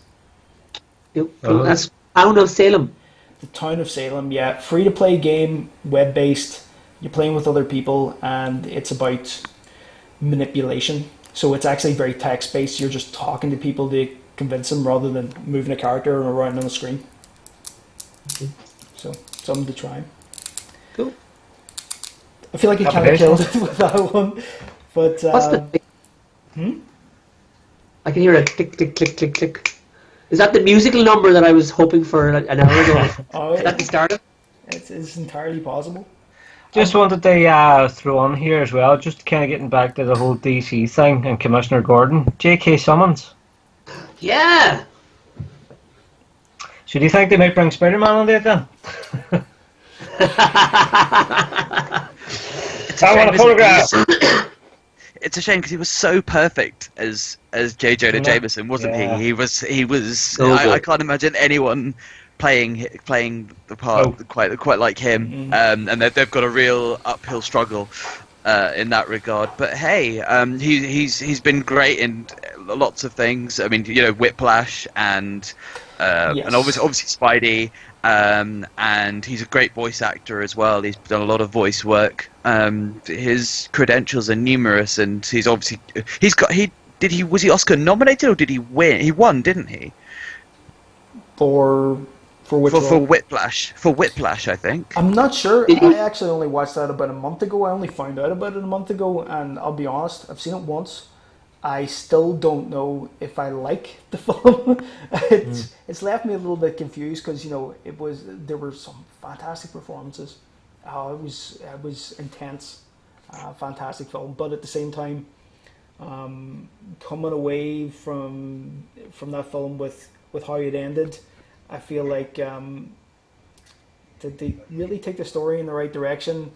Should this have been somebody he looked up to, and what was with the reactions of some of the characters? And that's just to be as vague as possible without spoiling it for anybody, because Whiplash, I still think it's a really good film as a film. I just don't know if it was a fantastic story. Taken away from that. I'm just looking here to see did he win, because I haven't seen the movie. I'm not much of a movie person, to be honest with you. It's all TV and comics with me, so I've not seen it. I'm aware of what it is. I'm just seeing, did he win, Karen? I don't know. Yeah, so he won the BAFTA, the Academy Award, and the Golden Globe. So okay. Yeah. But he's also been, fun enough, a voice actor in Batman Brave and the Bold, Justice League Unlimited. He was where else has he done? So he's done. He's done Lego Marvel superheroes. He's the voice of JJ. Of course he was. He's been the voice of JJ in all the animated stuff recently. Ultimate Spidey, Avengers Assemble, Hulk of the Agents of Smash. Wow, that's gonna put that to an end, isn't it? It was lobbying to become JJ in the failed films there. He wanted to be in those as well as JJ, and they were even talking about what's that? Oh, just those two Mark Waid movies are just I don't blame Mark Waid. I blame Alex Kurtzman and Robert Orgy. You get my point. See, it's not just that I'm saying I hate this guy. They're crap. Everything we talk about, every failure, those two.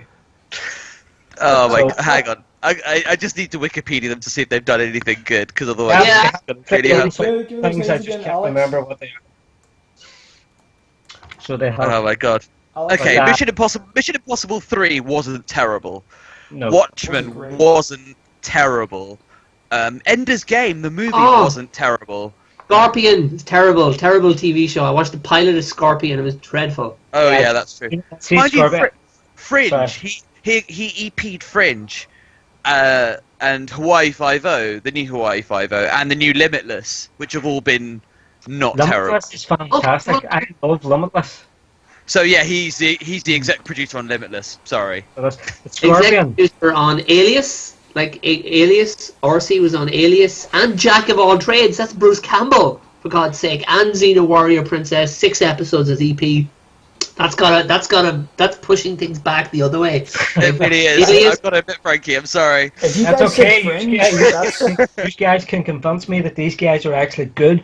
I mean, Lost. I mean, whoever watched Lost, I loved Lost for a good while.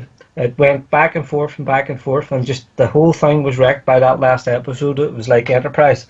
I don't know what the fuck they were doing with that episode. I don't think they knew what they were doing with it. Classes, didn't they? And they both aired in the same week, which was Yeah. hysterical. I don't know if either of you watched Life on Mars and Ashes to Ashes, but Yeah, I It's love Life on Mars. I didn't like Ashes to Ashes. the way, I mean, Ashes to Ashes was a bit, yeah, it was a bit inconsistent, but the finale and the way they rounded it all off was probably one of the best television finales I've ever seen. I'm just going to push that out there. And yeah, so, God, what was I even talking about? Lost. Yes. So, yes, Yeah. so the problem was that it aired in the same week as Lost, and it was exactly the same resolution for both shows, which was quite sad. But the fact that Ashes to Ashes had less hype and was better executed was slightly hilarious. it's definitely on my even list more- of things to watch. Even worse than that, stay away from the American version of Life on Mars because it's fucking terrible. Oh, I the watched, finale, Yeah, the finale of that was hilarious, apparently. I think they I took watched the the pilot title of that. too literally. it just wasn't good. I watched the pilot of that. Like Harvey Keitel was in it, so I was like, okay, I'm going to check this out. I'm going to watch this show. Oh, dreadful! And I liked the lead actor as well, Jason. We may as well go back to what actually might be good about them. I mean, has any seen of any of Limitless? Yes, I've not seen well, it. It's on my to-do list. I need to see Limitless. I hear it's great fun. It starts off okay and it's good, but it gets really better. There's a couple of iffy episodes on there. I'm like 17 episodes on, and hopefully, and it's been renewed, which I'm glad to see. Yes. So you could think of it. I don't know if Tom would agree with me on this. You could think of it as Elementary with a pulp. If it's basically it's a cop show. No. My housemate is a big fan. My housemate loves Limitless and Lucifer. He thinks both of those shows are great. He watches both of those. Tried Lucifer. Yeah, I wasn't too impressed with it. So I wasn't. It's got a certain atmosphere to it. I think the lead character and the lead actor, he just brings something to that role. It's worth watching. Yeah. I don't know anything really about Lucifer. I haven't gotten that far into Sandman yet. I think I'm only something like 4 or 5 of the trade paperbacks in. So he's been introduced along with Beelzebub and who was the other one? Who was the third leader of hell? I can't remember. Well, he was introduced with those guys anyway, but I don't know too much about the character. The show apparently is nothing like the fans were expecting and nothing like what they wanted. But I enjoy the show just as a standalone thing. Okay, so he's the devil. It just kind of feels like a gimmick in a way, but I still enjoy the show. Limitless, I wouldn't say Elementary, because I think Elementary has a lot of elements to it that you can actually sit down and learn from that show. I don't think it's just glazed over with, buzzwords and such. So a few of the things they've gone into, especially, and Frankie, I know you'll probably be able to comment on this one. The episode where they have him sitting down trying to learn a Derry dialect and trying to get the accent right, and then she makes a comment and he points out that the region that Derry would be coming from and that's right, the political background and all the rest of it. So it's there's a lot that can actually be learned from that show, and I do think that it's worth watching for that. Limitless is just entertaining for the sake of quirk. What I actually meant was the fact that they seem to be doing a lot of cop body shows, and this is just another cop body show, but it's like they're using the pill for him to solve all this stuff. That's basically what it is. And the fact that they have Bradley Cooper on there the odd time as well, reinforces that it's still part of the film as well, that it's not a standalone thing. So I'm interested to see where they go for it, but I am actually really enjoying it. It's one of those shows that as soon as it's aired, I'll sit down and watch it. See, Limitless kind of feels like. Does anybody remember the Great American Hero? Yeah. Well, do you know the way it was based on his suit? So it's an ordinary person who has a gimmick, something they can turn to. And then they're able to sort whatever they want, rather than shows like Elementary where he's supposed to be aware of this all the time, or a show like Bones or something like that, or CSI, those kind of programs. It's it does have that element of this is the thing that makes the show, or this is the thing that makes the character work. Let's see him with it and without it, and it's kind of been done quite a bit in the past. But yeah, again, I'm going to still say it's still a very entertaining show. The actor that plays it makes it endearing. Makes you want to watch it, I think. No, I definitely agree with you on that. Good. I'm glad you finally agree with me on something, Frankie. It's nice. We'll make a difference. I'm not negative all the time, I swear. Not all the time, no. And apparently, in work and things like that, I'm known as the person, if you ask somebody, ask me, what do you think of this? My first response is, shite. Shite. How's Alex so it's shite.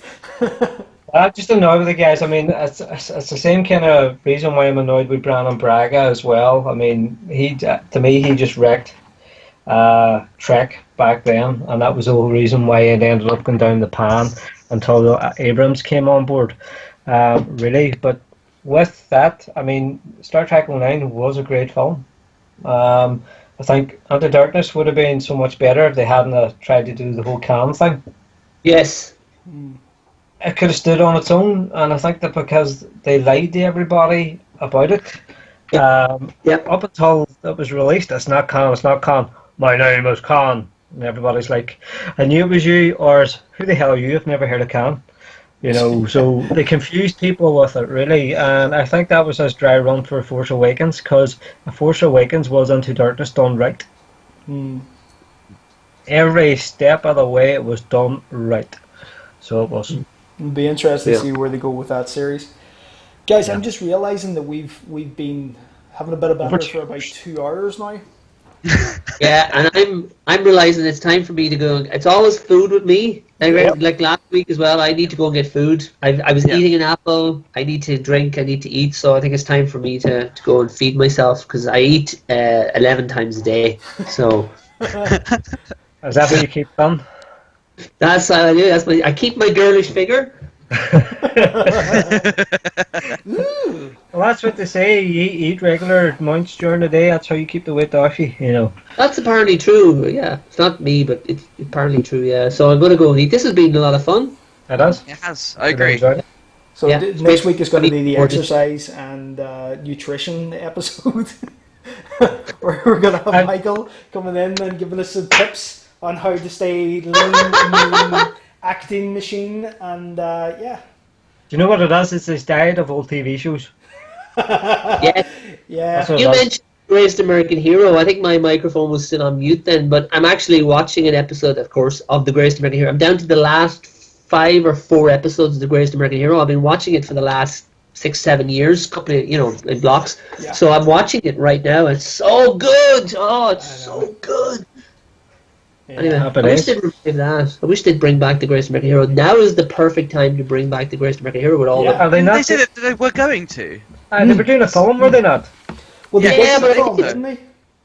They did a there was TV film. I remember seeing a press conference where they had the surviving 2 members of the cast, and they were this is going back about 4 years, and they were on about doing it, and there was a press conference, and nothing happened, and I would still a movie would be okay, but it would just be better as a TV series, and to have that idea back and watching a character like that for the idea is he's got a suit, makes him a superhero, he's lost the instruction book. So he's not really sure how to fly, not really sure how to be invisible, how to mind read. Watch that progress over a season, the way they did on the original. It ran for 3 seasons. It's so well written and so funny. It was, and now is the time. If you're going to do a superhero parody, do it now while the boom is on again. And they're going to. They are going to. I was just about to say that, Karen. They announced last year that Fox are going to bring it back, and they've got the duo from the Lego Movie writing it. Right. They've got That'll Phil be Lord awesome. and Chris Miller, who are also doing the Spider-Man animated movie in a couple of years as well. So, yeah, watch the space, really. Good. Is that a different one you're thinking on? I think because wasn't DC doing that? There's one coming out called, was it Powerless or something? Oh yeah, there's that Yes. as well. Which and that that's looks right. terrible too. Yeah, that's ready to come out. I think in the next 6 months or so. Talking about that, has anybody seen Powers? Yes. Any good? No. It is good. I would recommend you watch it because season 2 is about to be released now in the next few months. That's on Sony streaming service or something, isn't it? Yeah, that's very good. I would definitely recommend a watch. It was one of the best shows of last year for me, and it kind of because it's Brian Michael Bendis, it thematically fits in with Jessica Jones. It's ex superheroes. It's we'll talk about that next week if you guys want. I think it's a good idea. Yeah, we'll chat about Powers next week. I could talk for a half hour on that. It's brilliant. Oh, definitely. But I just wanted to ask Karen one last question. Have you seen that fan film yet, Karen? Which one? New Horizons. Oh, Star Trek Horizon. Yes, I have seen it. Because I just finished watching it today. I mean, I wanted to go back to what Michael was talking about Enterprise. Definitely rewatch Enterprise, but maybe watch it from there's a handful of episodes from season 1 and 2. Season 3 onwards is where you should be watching it. But I think we could probably compile a short list of episodes that you need to watch from seasons 1 and 2, kind of skipping the ones that are not plot relevant and are not very good, and then just watch all of seasons 3 and 4, almost without exception. Because they're one continuous storyline. So they are. Season 3 I was really impressed with the Zundy. So you need to watch that. But it's like you were talking about with The Flash, Michael, when you were saying about the way that they nail the episodic and the serialized aspect of the storytelling, and Enterprise Season 3 absolutely does that. And it's very it's very current and very relevant, and the way that they do a post 9/11 sort of allegory is amongst Star Trek's best work. Okay. And Time War. Is that a thing called the Time War? Is that season 3? The Temporal War's the whole way Cold through. was seasons 1 and 2. They don't really do it so much in season 3. I think that was going to be something that they were going to work in if they had a 7-year plan. But obviously, Enterprise's ratings, they suddenly realised, well, we're not going to get 7 years at this rate. We'd better do something quick to revive interest. And then they brought the Zindi in, and that's when the show really knocked it up a gear or two. And what I would suggest as well, just to watch in Horizon, that was basically season 3 in one episode. They mention the Zindi, but it's just they just replace it with the Romulans, and that's how I think they should have ended the Enterprise show. It was a worthy finale. I mean, they tied up Enterprise's loose ends as a fan film on a shoestring budget. Really well done. Definitely check it out, Michael.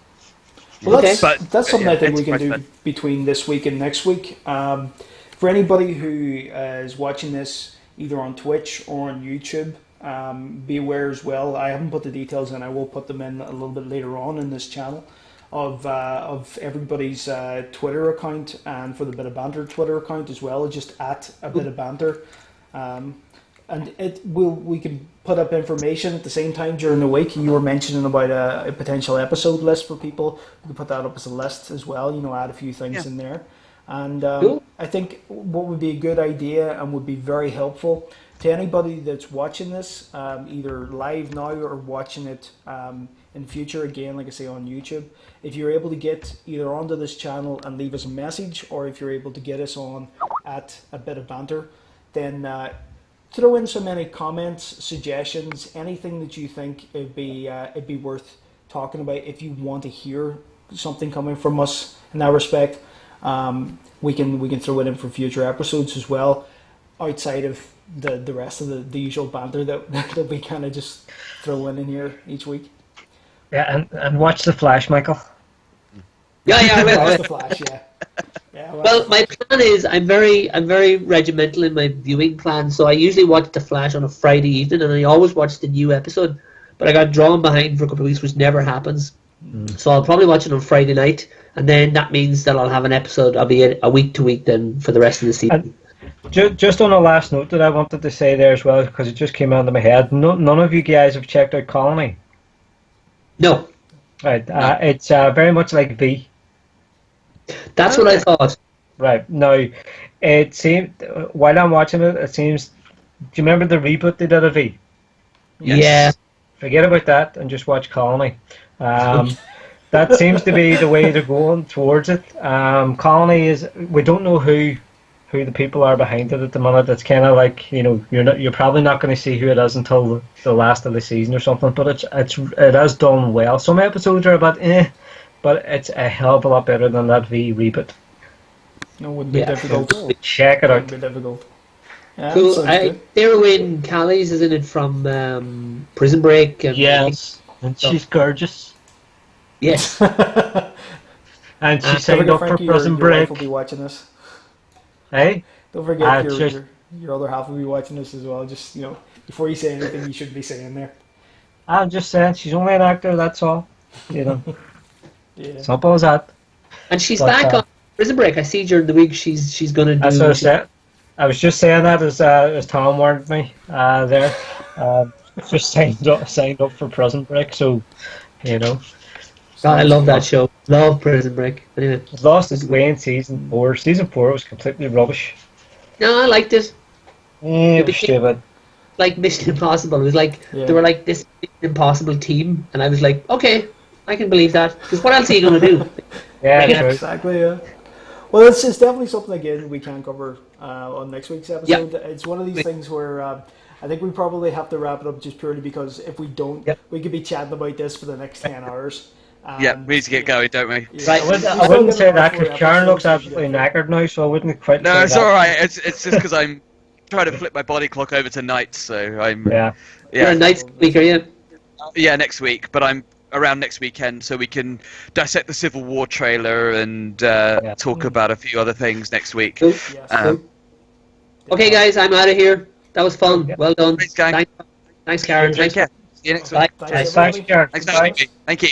We'll see you next week, guys. Thanks. Bye.